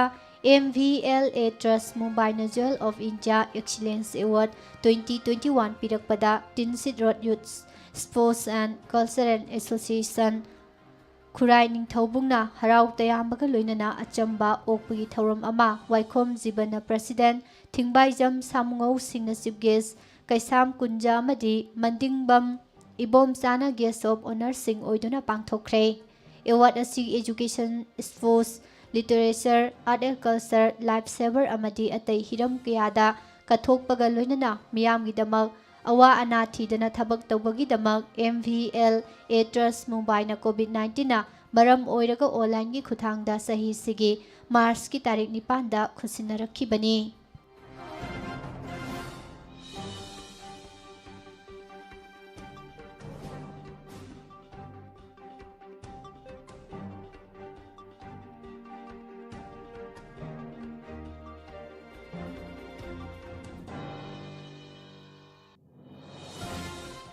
ꯃꯅꯤꯄꯨꯔ ꯂꯩꯉꯥꯛꯅ ꯃꯇꯝ-ꯃꯇꯝꯒꯤ ꯑꯣꯏꯅ SOP ꯀꯌꯥ ꯊꯣꯛꯂꯤ ꯑꯁꯤꯒꯤꯁꯨ ꯃꯊꯛꯇ CAF&PD ꯗꯤꯄꯥꯔꯠꯃꯦꯟꯠꯅꯁꯨ ꯑꯣꯔꯗꯔ ꯀꯌꯥ ꯊꯣꯛꯇꯨꯅ ꯗꯨꯀꯥꯟ ꯃꯄꯨꯁꯤꯡꯗ ꯄꯣꯠꯀꯤ ꯃꯃꯜ ꯍꯦꯟꯅ ꯌꯣꯟꯗꯅꯕ ꯑꯃꯗꯤ ꯃꯤꯌꯥꯝꯅꯁꯨ ꯃꯤꯠ ꯅꯥꯀꯣꯡ ꯑꯣꯏꯅꯕ ꯀꯌꯥ ꯍꯣꯠꯅꯔꯤ ꯑꯗꯨꯕꯨ ꯀꯔꯤꯁꯨ ꯅꯥꯆꯨꯡꯗꯅ ꯗꯨꯀꯥꯟ ꯃꯄꯨꯁꯤꯡꯅ ꯇꯧꯅꯤꯡꯕꯇ ꯇꯧꯗꯨꯅ ꯂꯩꯔꯤ ꯂꯣ ꯏꯟꯐꯣꯔꯁꯤꯡ ꯑꯦꯖꯦꯟꯁꯤꯁꯤꯡꯅꯁꯨ ꯃꯄꯨꯡ ꯐꯥꯅ ꯊꯕꯛ ꯂꯧꯈꯠꯄ ꯉꯝꯗ꯭ꯔꯤ ꯃꯍꯩꯔꯣꯏ ꯂꯨꯞꯁꯤꯡꯅ ꯅꯣꯡꯃ ꯀꯥꯡꯗꯅ ꯗ꯭ꯔꯥꯏꯚ ꯆꯠꯊꯔꯕꯁꯨ ꯃꯄꯨꯡ ꯐꯥꯅ ꯊꯤꯡꯕꯗꯤ ꯉꯝꯗ꯭ꯔꯤ ꯑꯗꯨꯕꯨ ꯐꯠꯇ꯭ꯔꯕ ꯊꯕꯛꯁꯤꯡ ꯑꯁꯤ ꯊꯤꯡꯅꯅꯕ ꯍꯣꯠꯅꯕꯒꯤ ꯇꯉꯥꯏꯐꯗꯕ ꯂꯩꯔꯤ ꯃꯔꯝ ꯑꯗꯨꯅ people's action for national democratic movement ꯄꯥꯟꯗꯝꯒꯤ ꯊꯧꯃꯤꯁꯤꯡꯅ ꯍꯦꯟꯅ ꯀꯟꯕ ꯗ꯭ꯔꯥꯏꯕ ꯆꯪꯁꯤꯜꯂꯒꯅꯤ ꯍꯥꯏꯅ ꯁꯦꯀ꯭ꯔꯦꯇꯔꯤ IPR ꯄꯥꯟꯗꯝ ꯔꯣꯁꯅꯤ ꯀꯥꯟꯇ ꯇꯈꯦꯜ ꯆꯥꯅ ꯊꯣꯛꯄ ꯆꯦꯔꯣꯜ ꯑꯃꯗ ꯐꯣꯡꯗꯣꯔꯛꯂꯦ꯫ ꯂꯩꯉꯥꯛꯀꯤ SOPꯅꯁꯨ ꯀ꯭ꯋꯥ ꯆꯥꯕ, ꯃꯍꯤ ꯑꯣꯊꯣꯛꯄ ꯖꯔꯗꯥ, ꯈꯩꯅꯤ ꯑꯃꯗꯤ ꯍꯤꯗꯥꯛ ꯃꯅꯥꯒꯤ ꯄꯣꯠꯂꯝꯁꯤꯡ ꯆꯥꯕ ꯌꯣꯟꯕ ꯄꯨꯝꯅꯃꯛ ꯏꯂꯤꯒꯦꯜ ꯑꯣꯏ ꯍꯥꯏꯅ ꯑꯊꯤꯡꯕ ꯊꯝꯂꯤ꯫ ꯃꯁꯤꯃꯛꯇꯗ ꯀ꯭ꯋꯥ ꯃꯅꯥ ꯄꯣꯂꯥꯡ ꯀꯥꯔꯒꯣ ꯐ꯭ꯂꯥꯏꯠꯇ ꯑꯃꯗꯤ ꯕꯥꯏ ꯔꯣꯗꯇ ꯂꯦꯞꯇꯅ ꯄꯨꯁꯤꯜꯂꯛꯂꯤ꯫ ꯃꯁꯤꯒꯤ ꯕꯤꯖꯤꯅꯦꯁ ꯇꯧꯔꯤꯕꯁꯤꯡ ꯑꯁꯤꯗ ꯃꯁꯥꯃꯛ ꯄꯨꯂꯤꯁ ꯀꯃꯥꯟꯗꯣ ꯑꯣꯏꯕ ꯅꯠꯇ꯭ꯔꯒ ꯃꯥꯒꯤ ꯇꯨꯡꯗ ꯄꯨꯂꯤꯁ ꯑꯣꯐꯤꯁꯥꯔ ꯑꯆꯧꯕꯅ ꯉꯥꯛꯂꯧ ꯄꯤꯕ ꯀꯌꯥ ꯑꯃꯁꯨ ꯌꯥꯎꯔꯤ꯫ ꯑꯗꯨꯅ ꯀꯔꯤꯁꯨ ꯅꯥꯆꯨꯡꯗꯅ ꯍꯨꯔꯥꯜ ꯂꯣꯟꯅꯥꯒꯤ ꯊꯕꯛ ꯑꯁꯤ ꯃꯅꯤꯡꯇꯝꯅ ꯆꯠꯊꯔꯤ꯫ ꯀꯩꯊꯦꯜꯗ ꯗ꯭ꯌꯨꯇꯤ ꯇꯥꯔꯤꯕ ꯄꯨꯂꯤꯁ ꯀꯣꯟꯁꯇꯦꯕꯜꯗꯒꯤ ꯍꯧꯔꯒ SP ꯐꯥꯎꯕ ꯃꯈꯣꯏꯒꯤ ꯃꯤꯅꯤ ꯍꯥꯏ꯫ ꯀꯔꯤꯁꯨ ꯑꯊꯤꯡꯕ ꯂꯩꯇꯦ꯫ ꯀ꯭ꯋꯥ ꯃꯅꯥꯒꯤ ꯒꯣꯗꯥꯎꯟ ꯑꯩꯈꯣꯏꯅ ꯈꯪꯉꯤ, ꯖꯔꯗꯥ ꯈꯥꯏꯅꯤ ꯄꯤꯐꯝꯁꯨ ꯈꯪꯉꯤ꯫ ꯑꯗꯨꯕꯨ ꯄꯨꯂꯤꯁ ꯄꯔꯁꯅꯦꯜꯁꯤꯡꯅ ꯉꯥꯛꯂꯒ ꯂꯩ꯫ ꯌꯣꯟꯕ ꯊꯤꯡꯅꯕ ꯅꯠꯇꯦ, ꯃꯅꯤꯡꯇꯝꯅ ꯕꯤꯖꯤꯅꯦꯁ ꯆꯠꯊꯕ ꯌꯥꯅꯅꯕ ꯉꯥꯛꯄꯤꯕꯅꯤ꯫ ꯊꯤꯡꯕ ꯉꯝꯗꯕꯒꯤ ꯃꯔꯝꯁꯨ ꯑꯁꯤꯅꯤ꯫ ꯃꯄꯥꯟꯒꯤ ꯁꯦꯟꯖꯥꯎ ꯄꯥꯏꯕꯁꯤꯡꯅ ꯄꯥꯜꯂꯕ ꯑꯩꯈꯣꯏꯒꯤ ꯀꯩꯊꯦꯜꯅꯤ꯫ ꯑꯊꯤꯡꯕ ꯑꯌꯦꯠꯄ ꯄꯤꯔꯨꯕ ꯂꯨꯞꯀꯤ ꯃꯤꯑꯣꯏꯁꯤꯡꯗ ꯑꯣꯟꯁꯤꯜꯂꯒ ꯐꯥꯕ ꯄꯨꯟꯕꯒꯤ ꯊꯕꯛꯅꯤ꯫ ꯃꯈꯣꯏꯅ ꯃꯊꯧ ꯆꯤꯜꯂꯤꯕ ꯑꯁꯤ ꯄꯨꯝꯅꯃꯛ ꯑꯁꯤ ꯍꯥꯌꯔ ꯑꯣꯊꯣꯔꯤꯇꯤꯅ ꯃꯤꯠꯌꯦꯡ ꯆꯪꯕꯒꯤ ꯃꯊꯧ ꯇꯥꯔꯦ, ꯅꯠꯇ꯭ꯔꯕꯗꯤ ꯑꯩꯈꯣꯏ ꯃꯁꯦꯜ ꯐꯨꯒꯥꯏꯅꯔꯒ ꯀ꯭ꯋꯥꯛꯅ ꯍꯔꯥꯎꯅ ꯌꯦꯡꯗꯨꯅ ꯂꯩꯔꯦ ꯍꯥꯏꯔꯤ꯫ ꯅꯦꯁꯅꯦꯜ ꯍꯥꯏꯋꯦꯗ ꯂꯧꯍꯧꯕ ꯏꯂꯤꯒꯦꯜ ꯇꯦꯛꯁ ꯃꯌꯥꯝ, ꯏꯌꯥꯔꯄꯣꯔꯠꯇꯒꯤ ꯒꯣꯗꯥꯎꯟ ꯐꯥꯎꯕꯗ ꯇꯤꯡꯈꯤꯕ ꯁꯦꯟꯐꯝ ꯄꯨꯝꯅꯃꯛ ꯀꯨꯞꯈꯠꯂꯒ ꯀꯁꯇꯃꯔꯁꯤꯡꯗꯒꯤ ꯂꯧꯕꯅꯤ꯫ ꯃꯈꯣꯏꯒꯤꯗꯤ ꯃꯥꯡꯕ ꯂꯩꯇꯦ꯫ ꯏꯔꯝꯗꯝꯁꯤꯒꯤ ꯃꯤꯌꯥꯝꯅ ꯇꯦꯛꯁ ꯄꯨꯕ ꯑꯃꯗꯤ ꯍꯛꯆꯥꯡ ꯁꯣꯛꯍꯧꯕ ꯑꯁꯤꯅꯤ꯫ ꯀꯣꯚꯤꯗ-19ꯒꯤ ꯁꯦꯀꯦꯟ ꯋꯦꯕꯅ ꯂꯥꯟꯗꯥꯔꯛꯄ ꯆꯩꯔꯛꯁꯤꯗ ꯍꯦꯟꯅꯗꯨꯝ ꯕꯤꯖꯤꯅꯦꯁ ꯅꯨꯡꯉꯥꯏꯔꯦ, ꯁꯦꯟꯗꯣꯡ ꯍꯦꯟꯅ ꯐꯪꯕ ꯉꯝꯂꯦ ꯍꯥꯏꯈꯤ꯫ ꯄꯥꯟꯗꯝꯅ ꯆꯪꯁꯤꯜꯂꯛꯄ ꯗ꯭ꯔꯥꯏꯕꯇ ꯃꯤꯌꯥꯝꯅꯁꯨ ꯃꯇꯦꯡ ꯄꯥꯡꯕꯤꯌꯨ꯫ ꯗꯨꯀꯥꯟ ꯐꯝꯕꯁꯤꯡꯅꯁꯨ ꯑꯔꯥꯟꯕ ꯊꯕꯛꯁꯤꯡ ꯑꯁꯤ ꯈꯨꯗꯛꯇꯒꯤ ꯂꯦꯞꯄꯤꯌꯨ꯫ ꯃꯤꯔꯥꯟꯆꯥꯁꯤꯡꯒꯤ ꯃꯇꯦꯡ ꯄꯥꯡꯂꯤꯕ ꯏꯔꯝꯗꯝꯒꯤ ꯃꯤꯑꯣꯏꯁꯤꯡ, ꯃꯈꯣꯏꯒꯤ ꯃꯆꯦꯡ ꯆꯥꯔꯤꯕ, ꯃꯆꯨꯝ ꯊꯛꯂꯤꯕ ꯃꯤꯑꯣꯏ ꯄꯨꯝꯅꯃꯛ ꯑꯆꯧꯕ ꯄꯤꯁꯛ ꯈꯥꯏꯗꯅ ꯃꯤꯌꯥꯝꯗ ꯂꯥꯎꯊꯣꯛꯂꯒꯅꯤ꯫ ꯂꯩꯉꯥꯛꯀꯤ ꯃꯥꯏꯀꯩꯗꯒꯤꯁꯨ ꯄꯣꯠꯂꯝꯁꯤꯡ ꯁꯨꯅ ꯄ꯭ꯔꯥꯏꯁ ꯔꯤꯁ ꯊꯣꯛꯄꯤꯌꯨ꯫ ꯃꯃꯜ ꯍꯦꯟꯅ ꯌꯣꯟꯕꯁꯤꯡ ꯃꯇꯤꯛ ꯆꯥꯕ ꯆꯩꯔꯥꯛ ꯄꯤꯕꯤꯌꯨ꯫ ꯑꯩꯈꯣꯏꯅ ꯄꯨꯟꯅ ꯆꯪꯁꯤꯟꯃꯤꯟꯅꯔꯕꯇꯗ ꯄꯨꯝꯅꯃꯛ ꯊꯤꯡꯕ ꯉꯝꯒꯅꯤ ꯍꯥꯏꯅꯁꯨ ꯃꯈꯥ ꯇꯥꯈꯤ꯫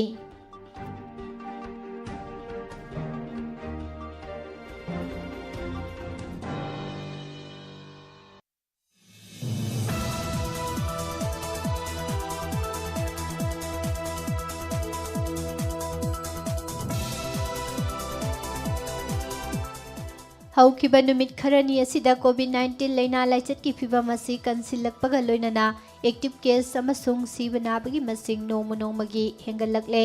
ꯅꯣꯡꯃꯗ ꯀꯣꯚꯤꯗ ꯄꯣꯖꯤꯇꯤꯚ ꯀꯦꯁ 300,000ꯒꯤ ꯃꯊꯛꯇ ꯂꯥꯜꯂꯛꯄ ꯍꯥꯏꯕꯁꯤ ꯇꯉꯥꯏꯐꯗꯅ ꯀꯣꯚꯤꯗꯀꯤ ꯁꯦꯀꯦꯟ ꯋꯦꯕ ꯑꯁꯤꯗꯒꯤ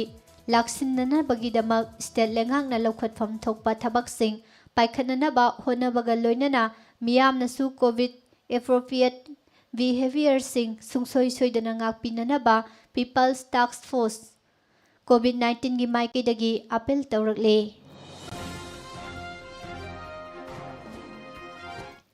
ꯁ꯭ꯇꯦꯠ ꯑꯁꯤꯗ ꯀꯣꯚꯤꯗ-19ꯒꯤ ꯑꯅꯤꯁꯨꯕ ꯋꯦꯕꯀꯤ ꯂꯥꯏꯆꯠ ꯑꯁꯤꯅ ꯃꯔꯝ ꯑꯣꯏꯗꯨꯅ ꯍꯧꯖꯤꯛ ꯃꯤ ꯁꯤꯕ ꯑꯃꯗꯤ ꯅꯥꯕꯒꯤ ꯆꯥꯡ ꯋꯥꯡꯈꯠꯂꯛꯄꯒ ꯂꯣꯏꯅꯅ ꯂꯩꯉꯥꯛꯅ ꯂꯥꯎꯊꯣꯛꯈꯤꯕ ꯆꯠꯅ ꯀꯥꯡꯂꯣꯟꯁꯤꯡ ꯉꯥꯛꯇꯕ ꯃꯤꯑꯣꯏꯁꯤꯡꯒꯤ ꯃꯊꯛꯇ ꯄꯨꯂꯤꯁꯅ ꯉꯔꯥꯡꯁꯨ ꯇꯣꯉꯥꯟ-ꯇꯣꯉꯥꯟꯕ ꯃꯐꯝꯗ ꯗ꯭ꯔꯥꯏꯕ ꯆꯠꯊꯕꯗ ꯐꯥꯏꯜ ꯑꯣꯏꯅ ꯂꯨꯄꯥ 1,62,950 ꯈꯣꯝꯒꯠꯄ ꯉꯝꯈ꯭ꯔꯦ꯫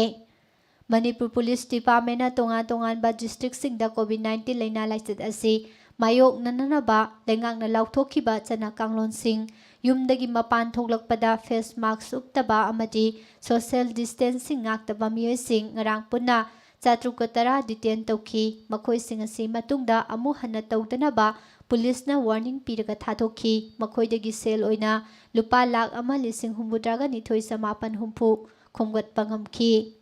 ꯉꯔꯥꯡ ꯄꯨꯂꯤꯁꯅ ꯇꯣꯉꯥꯟ-ꯇꯣꯉꯥꯟꯕ ꯃꯐꯝꯗ ꯃꯤꯑꯣꯏ 710 ꯗꯤꯇꯦꯟ ꯇꯧꯈꯤꯕ ꯑꯁꯤꯒꯤ ꯃꯅꯨꯡꯗ ꯏꯝꯐꯥꯜ ꯋꯦꯁ ꯗꯤꯁꯇ꯭ꯔꯤꯛ ꯄꯨꯂꯤꯁꯅ ꯃꯤꯑꯣꯏ 250, ꯏꯝꯐꯥꯜ ꯏꯁ ꯗꯤꯁꯇ꯭ꯔꯤꯛ ꯄꯨꯂꯤꯁꯅ ꯃꯤꯑꯣꯏ 14, ꯊꯧꯕꯥꯜ ꯗꯤꯁꯇ꯭ꯔꯤꯛ ꯄꯨꯂꯤꯁꯅ ꯃꯤꯑꯣꯏ 313, ꯀꯛꯆꯤꯡ ꯗꯤꯁꯇ꯭ꯔꯤꯛ ꯄꯨꯂꯤꯁꯅ ꯃꯤꯑꯣꯏ 3, ꯕꯤꯁꯅꯨꯄꯨꯔ ꯗꯤꯁꯇ꯭ꯔꯤꯛ ꯄꯨꯂꯤꯁꯅ ꯃꯤꯑꯣꯏ 18, ꯎꯈ꯭ꯔꯨꯜ ꯗꯤꯁꯇ꯭ꯔꯤꯛ ꯄꯨꯂꯤꯁꯅ ꯃꯤꯑꯣꯏ 1 ꯑꯃꯗꯤ ꯖꯤꯔꯤꯕꯥꯝ ꯗꯤꯁꯇ꯭ꯔꯤꯛ ꯄꯨꯂꯤꯁꯅ ꯃꯤꯑꯣꯏ 1 ꯗꯤꯇꯦꯟ ꯇꯧꯈꯤ꯫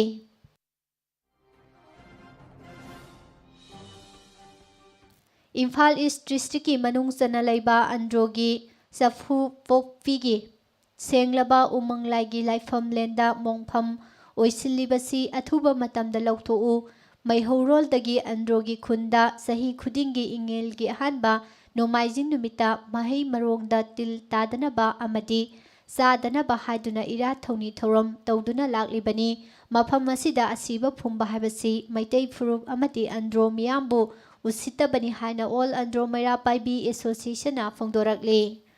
All Andro Maira Paibi Association gi Secretary Singa Kham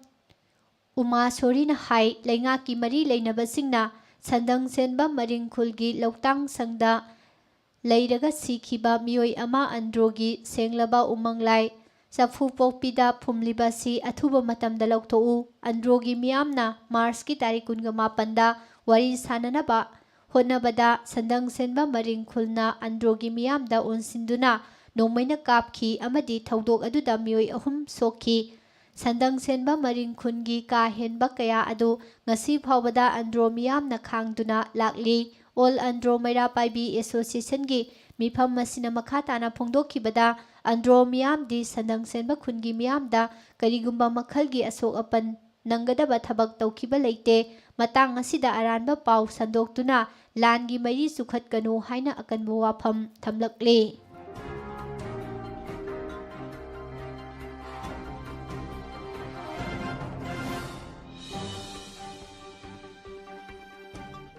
Assam amadi West Bengal gi General Election da handak tangkak ahum amadi nipan thokna pangthokiba mikhalda security oina deploy tokhiba Manipur gi taruk suba MR gi Zamandar Waikhom Ronan sahi kuncha taruk apokpa ibohal Thawal Khetri lekai da leibagi thawai yaudaba haksang ngarang ayu Guwahati dagi poknafam lamdam Thawal Khetri lekai da purakre mahakki thawai yaudaba haksang Puraklaba matung laikhidrabagi photo da Manipur Police ki Additional Director General of Police L Kailun Inspector General of Police Priyo Kumar DIG GP Mamta Wahengbam yauna amadi police ki makok thongbasingna haikalekha tamduna ikai khumnaba utki Panbayabadi Waikhom Ronan Assam amadi West Bengal gi election yaururaga COVID positive oirakpadagi Guwahati Medical College da layenglaba matungda Laikidabani mahaki pikliba masanupi ani amadi loinabi leihori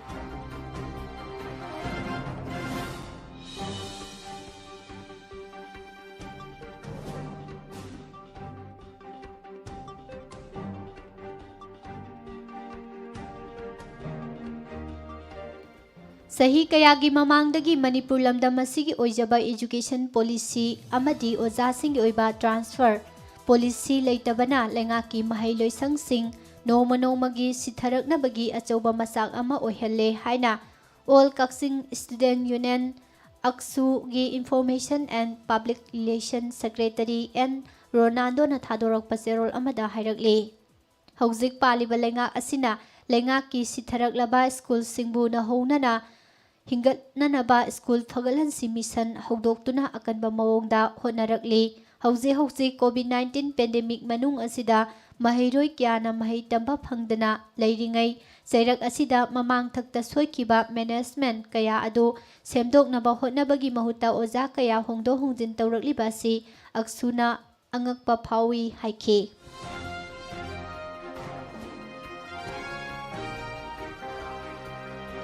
Hauzemo mapangi oiba pau pijari Karnataka gi sahi taranipan dagi nifumari group ki vaccination drive state government na ngasi megi tarik amadagi tawgani hauramba yaithokre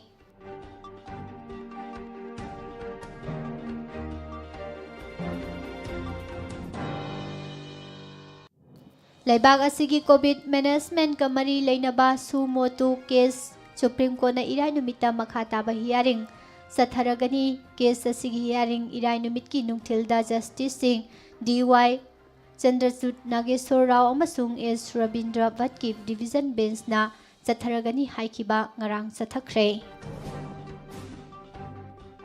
Laibag asida COVID-19 gi ani suba web lakani amasung madugi damak sem saba मथौ ताई हाइबा खंदबा मखै सेंटरना था 12 दगी 13 फाउबा अरेंबदा हवनखिबगी मरम करिनो हाइना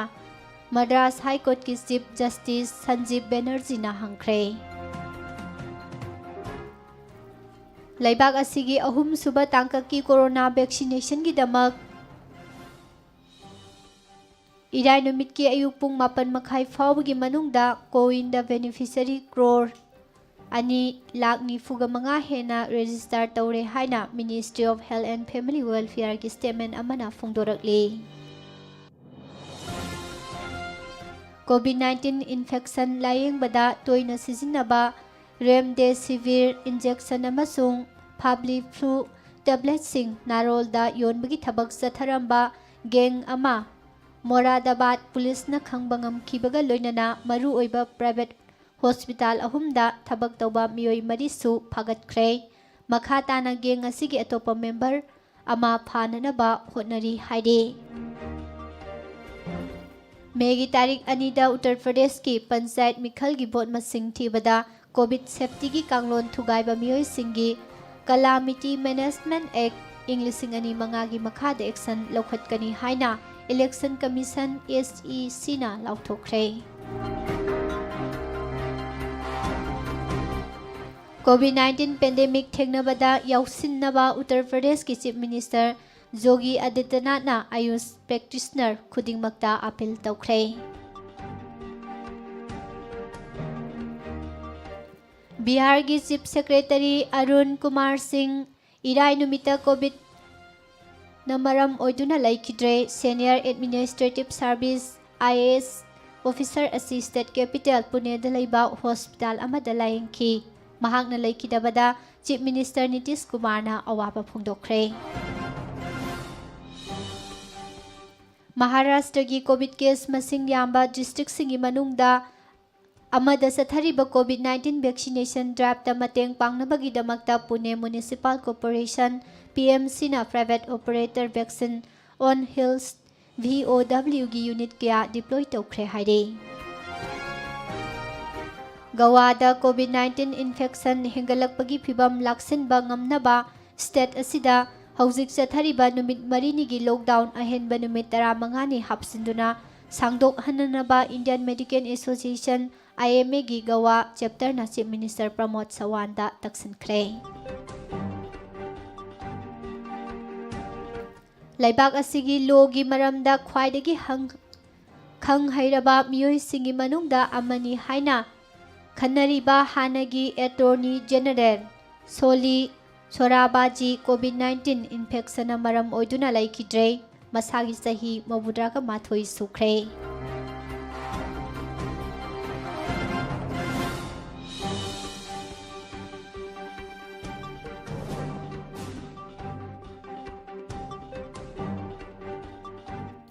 असम की मनुंग चनबा Udalguri district नहान नुमिदांग लमलक की सामू सिंगना मी ताबा युमलक्ता संगसिलक्तुना मसिंजाक थीबगी थवोंग अमदा मियोई अमा लैखिद्रे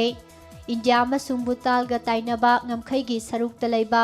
Udalguri district थोकिबा थौदोक असिदा लैखिद्रबा मियोई बिमल देवनाथ कौबा अमनी हाइबा कंफाम तौख्रे मा दिमाकुची पुलिस स्टेशन कोनबा बोरेना जुली विलेज तगिनी हाइरे अरुणाचल प्रदेश की होम मिनिस्टर बामर फेलिक्स अमसुंग हेल्थ मिनिस्टर अलो लिवांगना ईटानगर कैपिटल रीजन की मफम क्यादा चतुना मफम सिंह असिगी कोविड-19 की फिबम यंगसिनख्रे नागालैंड ऑक्सीजन प्लांट अहुम लिंखनबा स्टेट असिगी चीफ मिनिस्टर नैफ्यू लियोना डिफेंस मिनिस्टर रामनाथ सिंह द इक्विपमेंट एयर लिफ्ट तौबिनना बाहायजखिबा मतुंग मथंगी नुमित इंडियन एयर फोर्स IAF ना KG 19 की कंसाइनमेंट एयर लिफ्ट तौख्रे हाइदे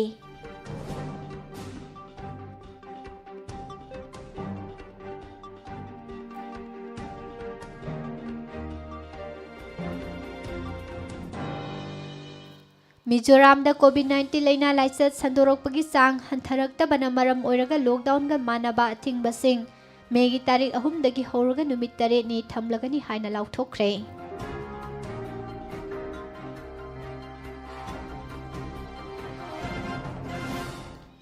ꯑꯐꯒꯥꯟꯗ ꯆꯍꯤ 10 ꯍꯦꯟꯅ ꯌꯨꯑꯦꯁ ꯑꯃꯁꯨꯡ ꯅꯦꯇꯣꯒꯤ ꯇ꯭ꯔꯨꯞꯁꯤꯡꯅ ꯑꯐꯒꯥꯟ ꯒꯣꯚꯔꯟꯃꯦꯟꯠ ꯐꯣꯔꯁꯀꯤ ꯃꯇꯦꯡ ꯄꯥꯡꯗꯨꯅ ꯂꯥꯛꯂꯤ꯫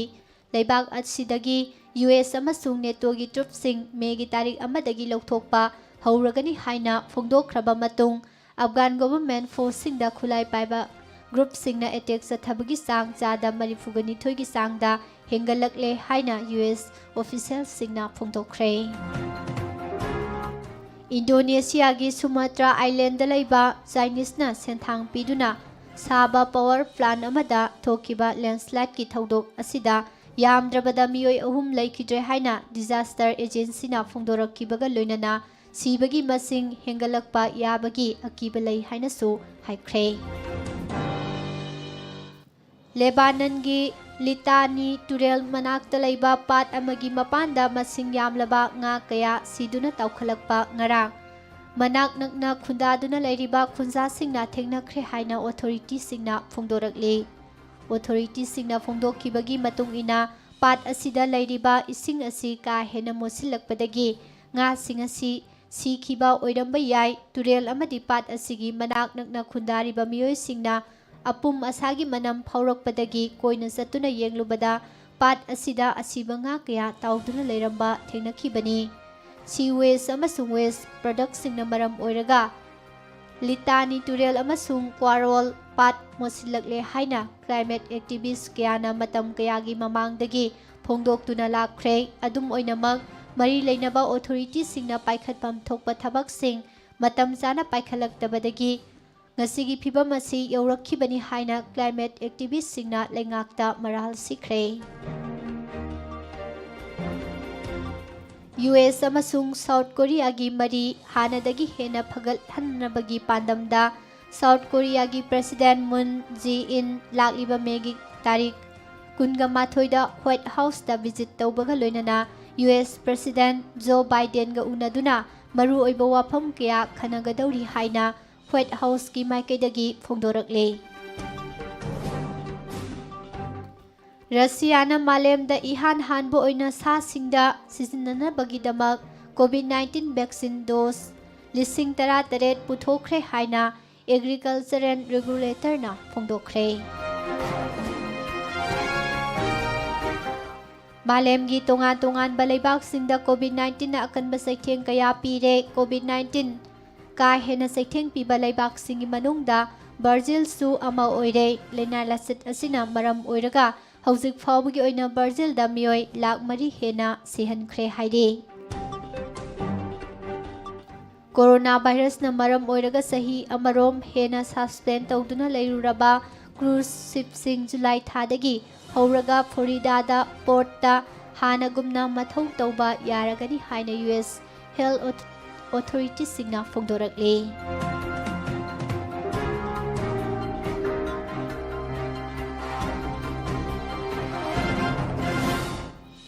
ꯀꯤꯔꯒꯤꯖꯁ꯭ꯇꯥꯟ ꯑꯃꯁꯨꯡ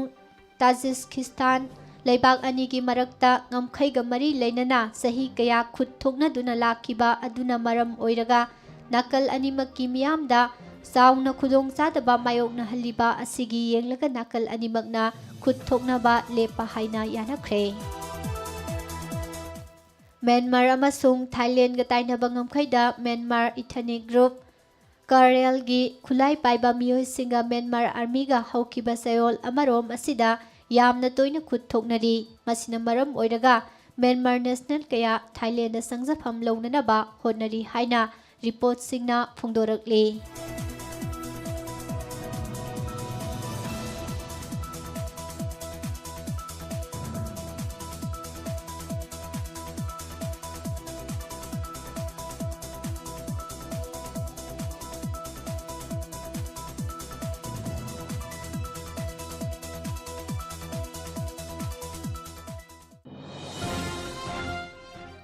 ꯅꯍꯥꯟ ꯑꯍꯤꯡ ꯃꯤ ꯂꯤꯁꯤꯡ ꯀꯌꯥꯅ ꯁꯔꯨꯛ ꯌꯥꯈꯤꯕ ꯏꯖꯔꯦꯂꯤ ꯐꯦꯁꯇꯤꯕꯦꯜ ꯑꯃꯗ ꯅꯦꯠꯁꯤꯟꯅꯕꯒꯤ ꯊꯧꯗꯣꯛ ꯊꯣꯛꯈꯤꯕꯗ ꯌꯥꯝꯗ꯭ꯔꯕꯗ ꯃꯤꯑꯣꯏ 95 ꯂꯩꯈꯤꯗ꯭ꯔꯦ ꯑꯃꯁꯨꯡ ꯃꯤꯑꯣꯏ 150 ꯍꯦꯟꯕꯅ ꯁꯣꯛꯈ꯭ꯔꯦ ꯍꯥꯏꯅ ꯂꯣꯀꯦꯜ ꯃꯤꯗꯤꯌꯥꯒꯤ ꯔꯤꯄꯣꯔꯠ ꯑꯃꯗ ꯐꯣꯡꯗꯣꯔꯛꯈ꯭ꯔꯦ꯫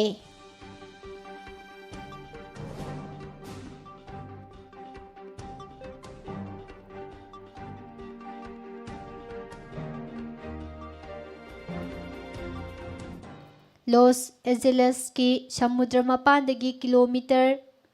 18 ꯍꯦꯟꯅ ꯊꯥꯞꯄ ꯃꯐꯝꯗ ꯁꯃꯨꯗ꯭ꯔꯒꯤ ꯏꯔꯣꯜꯅꯨꯡꯗ ꯕꯦꯔꯦꯜ 18,000 ꯇꯥꯗꯨꯅ ꯂꯩꯕ ꯊꯦꯡꯅꯈ꯭ꯔꯦ꯫ ꯂꯣꯀꯦꯜ CBS ꯅ꯭ꯌꯨꯁ ꯆꯦꯅꯦꯜꯅ ꯃꯈꯥ ꯇꯥꯅ ꯀꯥꯂꯤꯐꯣꯔꯅꯤꯌꯥꯒꯤ ꯁꯃꯨꯗ꯭ꯔ ꯃꯄꯥꯟꯗ DDT ꯍꯨꯟꯗꯣꯛꯐꯝ ꯑꯃ ꯂꯩ ꯍꯥꯏꯅꯁꯨ ꯀꯟꯐꯥꯔꯝ ꯇꯧꯈ꯭ꯔꯦ꯫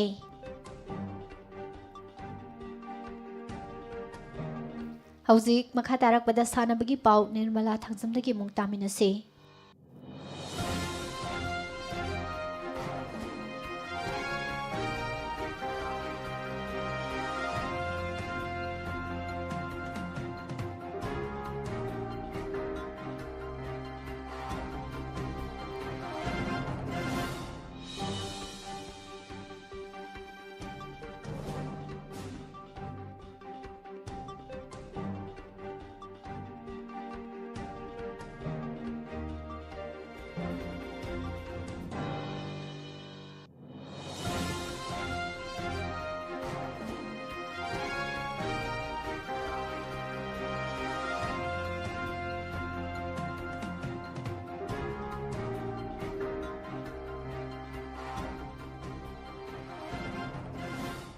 ꯍꯧꯖꯤꯛ ꯃꯈꯥ ꯇꯥꯔꯛꯄꯗ ꯁꯥꯟꯅꯕꯒꯤ ꯄꯥꯎ ꯄꯤꯖꯔꯤ꯫ ꯁ꯭ꯄꯦꯟꯒꯤ ꯀꯣꯅꯨꯡ ꯃꯦꯗ꯭ꯔꯤꯗꯇ ꯄꯥꯡꯊꯣꯛꯄ $8,18,119,919ꯒꯤ ꯁꯦꯜꯒꯤ ꯃꯅꯥ ꯂꯩꯕ ꯋꯤꯃꯦꯟꯁ ꯇꯦꯅꯤꯁ ꯑꯦꯁꯣꯁꯤꯌꯦꯁꯟ ꯇꯨꯔꯒꯤ ꯃꯅꯨꯡ ꯆꯟꯕ ꯃꯦꯗ꯭ꯔꯤꯗ ꯑꯣꯄꯟ ꯇꯦꯅꯤꯁ ꯆꯦꯝꯄꯤꯌꯟꯁꯤꯞꯀꯤ ꯉꯔꯥꯡ ꯁꯥꯟꯅꯈꯤꯕ ꯅꯨꯄꯤꯒꯤ ꯁꯤꯡꯒꯜꯁꯀꯤ ꯑꯍꯥꯟꯕ ꯔꯥꯎꯟꯗ 6ꯁꯨꯕ ꯁꯤꯗꯦꯠꯇ ꯌꯥꯔꯛꯈꯤꯕꯤ ꯆꯦꯛ ꯔꯤꯄꯕ꯭ꯂꯤꯛꯀꯤ ꯀꯦꯔꯣꯂꯤꯅꯥ ꯁ꯭ꯄ꯭ꯂꯤꯚꯣꯛꯕꯥꯅ USAꯒꯤ ꯒꯣꯐꯨ ꯃꯥꯏꯊꯤꯕ ꯄꯤꯗꯨꯅ ꯑꯅꯤꯁꯨꯕ ꯔꯥꯎꯟ ꯌꯧꯕ ꯉꯝꯈ꯭ꯔꯦ꯫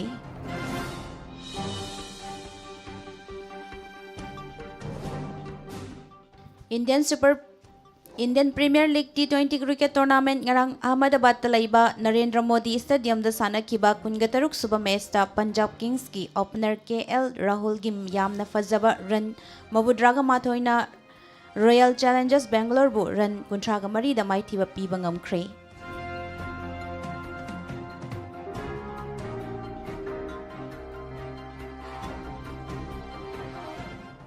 ꯃꯥꯂꯦꯝꯒꯤ ꯀ꯭ꯔꯤꯀꯦꯠꯇ ꯃꯃꯤꯡ ꯂꯩꯔꯕ ꯕꯦꯠꯁꯃꯦꯟ ꯏꯟꯗꯤꯌꯥꯒꯤ ꯁꯆꯤꯟ ꯇꯦꯟꯗꯨꯜꯀꯔꯅ ꯇꯣꯉꯥꯟ-ꯇꯣꯉꯥꯟꯕ ꯍꯣꯁꯄꯤꯇꯥꯜꯁꯤꯡꯗ COVID-19 ꯂꯥꯏꯅꯥ ꯂꯥꯏꯆꯠ ꯂꯥꯟꯊꯦꯡꯅꯕ ꯍꯣꯠꯅꯔꯛꯄꯗ ꯑꯣꯛꯁꯤꯖꯦꯟꯒꯤ ꯑꯋꯥꯠꯄ ꯂꯩꯔꯛꯄ ꯑꯁꯤ ꯃꯇꯦꯡ ꯑꯣꯏꯅꯅꯕ ꯂꯨꯄꯥ ꯀ꯭ꯔꯣꯔ ꯑꯃꯒꯤ ꯁꯦꯟꯐꯝ ꯗꯣꯅꯦꯠ ꯇꯧꯈ꯭ꯔꯦ꯫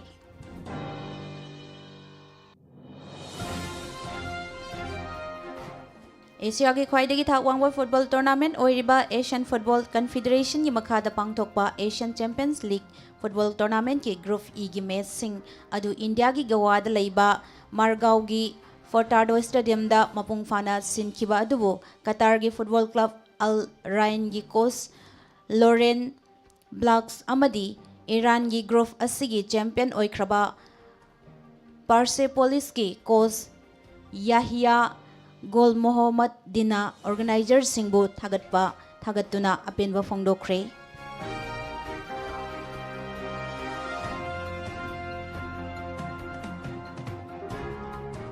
ꯑꯣꯁꯇ꯭ꯔꯦꯂꯤꯌꯥꯗ ꯐꯣꯡꯕ ꯁꯤꯗꯅꯤ ꯃꯣꯔꯅꯤꯡ ꯍꯦꯔꯥꯜꯗꯒꯤ ꯔꯤꯄꯣꯔꯠ ꯑꯃꯗ ꯂꯩꯉꯥꯛ ꯑꯗꯨꯗ ꯏꯟꯗꯤꯌꯥꯗꯒꯤ ꯂꯥꯛꯄ ꯃꯤꯄꯨꯝ ꯈꯨꯗꯤꯡꯃꯛ ꯑꯆꯧꯕ ꯁꯦꯟꯐꯝ ꯐꯥꯏꯟ ꯑꯣꯏꯅ ꯊꯤꯕꯗ ꯅꯠꯇꯅ ꯀꯩꯁꯨꯝꯁꯪ ꯐꯥꯎꯕꯗ ꯊꯝꯕ ꯌꯥꯕꯒꯤ ꯊꯕꯛ ꯊꯧꯔꯝꯁꯤꯡ ꯂꯧꯈꯠꯂꯦ ꯍꯥꯏꯅ ꯐꯣꯡꯗꯣꯔꯛꯂꯤ꯫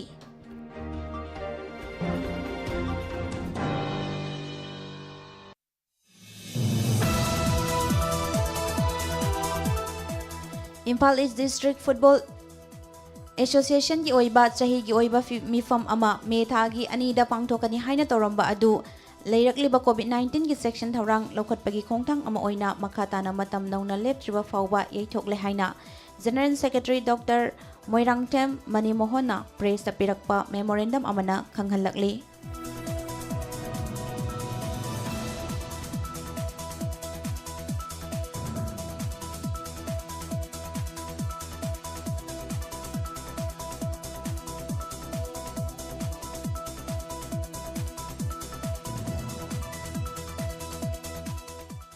ꯆꯍꯤ ꯑꯃ ꯌꯩꯊꯣꯛꯂꯕ ꯇꯣꯀꯤꯌꯣ ꯑꯣꯂꯤꯝꯄꯤꯛ ꯒꯦꯝꯁ ꯚꯥꯕꯣꯛ ꯌꯥꯎꯗꯅ ꯄꯥꯡꯊꯣꯛꯅꯅꯕ ꯀꯟꯅ ꯍꯣꯠꯅꯔꯤ ꯍꯥꯏꯅ ꯒꯦꯝꯁ ꯑꯁꯤꯒꯤ ꯄ꯭ꯔꯁꯤꯗꯦꯟꯠ ꯁꯥꯏꯀꯣ ꯍꯥꯁꯤꯃꯣꯇꯣꯅ ꯉꯔꯥꯡ ꯐꯣꯡꯗꯣꯛꯈ꯭ꯔꯦ꯫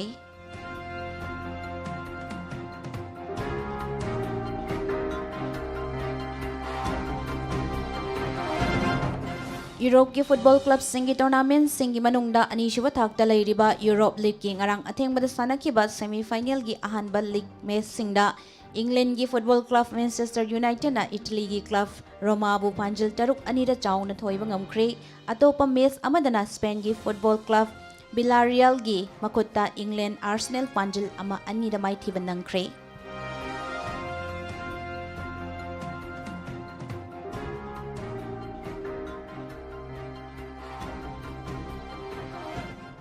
मेथागी तरुक्तगी मापन फाउबा बल्गेरिया की कोनुंग सोफिया द पांगथोकदबा world Olympic games wrestling qualifying tournament अदुदा सरुक याननबा इंडिया की रेसलर तरागनी थोई ngarang अथेंगबदा इंडिया थादोक्तुना बल्गेरिया यौरगनी हाइखे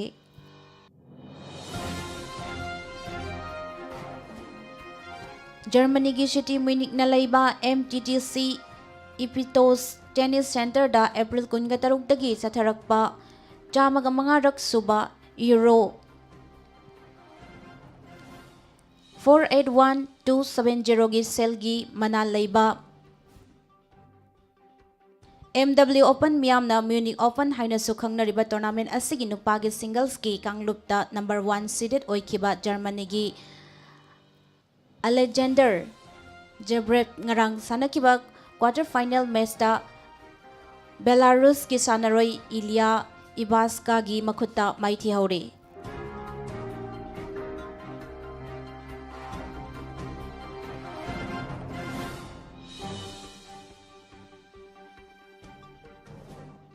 पंजाब की सिटी जलंधर हयेंग world boxing council WBC India championship की ओइबा बाउट अमा इंडिया की बॉक्सर सिंगी ओइबा फाइट अमा पांगथोकनी तौरंबा अदु हौजिक लेरिबा कोविड-19 की फिवम असिना यैथोकले हाइख्रे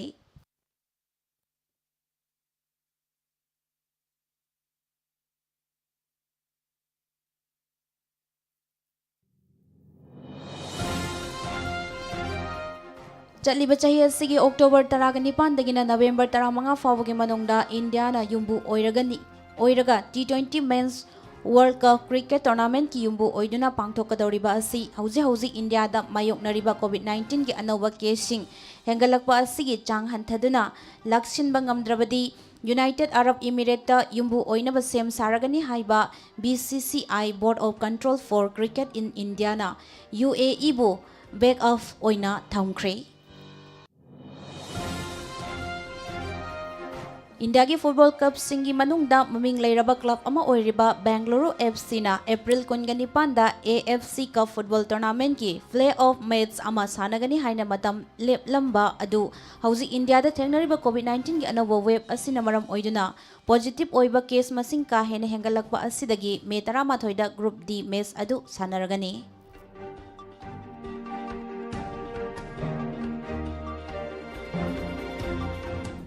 अमदी फॉर्मूला 1 कार लमजेन की वर्ल्ड चैंपियन ओइरिबा इंग्लिश मचा लेविस हैमिल्टन ना English football cricket rugby tennis club सिंग सानरोई सिंग अमदी तोंगान बा लुप सिंग ना ऑनलाइन एब्यूज तौरकपा सोशल मीडिया बॉयकॉट तौबगी खोंजंग अदुदा महाक्सु सौगतलगनी हाइख्रे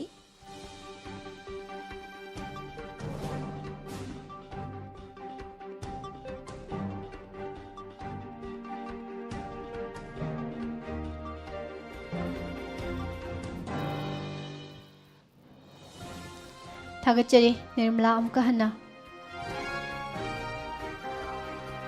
लोइसिलकपदा मरुओइबा पाउ अमुका हन्ना पिजरे लुखो साइजौ याउना मियोइ तरेट एक्विट तौखिबा जजमेंट अमसुंग ऑर्डर अपील फाइल तौबदा अयाबा पिबियो हाइबा प्लेयर हाइकोना डिसमिस तौख्रे ngasi मे डे हाइरगसु खंगनरिबा मालेमगी सिनमिसिंगी नुमितकी मांगोइनना चीफ मिनिस्टर N Biren मियामदा याइफा पाउजेल पिरकले वैक्सीन थुंगलदबना सही 95 की मखादा लेबा मणिपुरी मियाम ngasi टीका कापलोइदौरे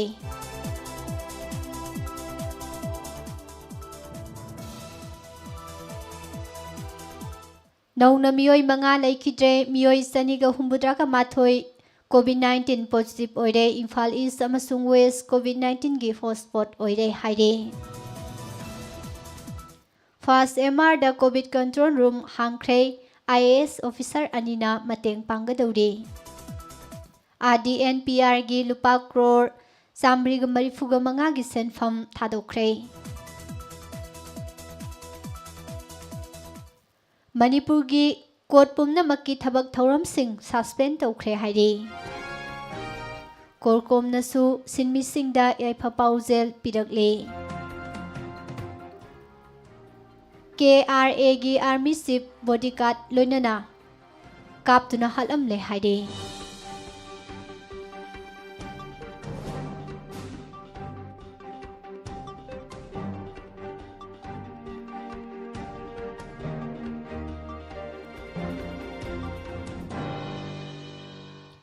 ꯑꯃꯗꯤ ꯀꯦꯝꯗꯣ ꯃꯥꯎꯀꯠ ꯂꯝꯕꯤ ꯃꯤꯅ ꯆꯠꯅꯕ ꯌꯥꯕ ꯂꯝꯕꯤ ꯑꯃ ꯑꯣꯏꯗ꯭ꯔꯦ ꯍꯥꯏꯕ ꯄꯥꯎ ꯑꯃꯗ ꯐꯣꯡꯂꯛꯂꯤ ꯍꯧꯖꯤꯛꯀꯤ ꯑꯣꯏꯅꯗꯤ ꯄꯥꯎꯁꯤꯡ ꯑꯁꯤꯒ ꯂꯣꯏꯅꯅ ꯅꯨꯡꯇꯤꯒꯤ ꯐꯣꯡꯂꯤꯕ ꯄꯥꯎꯆꯦꯁꯤꯡꯗꯒꯤ ꯂꯧꯊꯣꯛꯆꯕ ꯃꯔꯨꯑꯣꯏꯕ ꯄꯥꯎꯁꯤꯡ ꯃꯤꯌꯥꯝꯗ ꯄꯤꯖꯕ ꯂꯣꯏꯁꯤꯟꯖꯔꯦ ꯇꯥꯕꯤꯔꯤꯕꯁꯤꯡꯕꯨ ꯑꯃꯨꯛꯀ ꯍꯟꯅ ꯄꯨꯁꯄꯔꯥꯅꯤ ꯂꯥꯏꯁ꯭ꯔꯝꯅ ꯈꯨꯔꯨꯝꯖꯔꯤ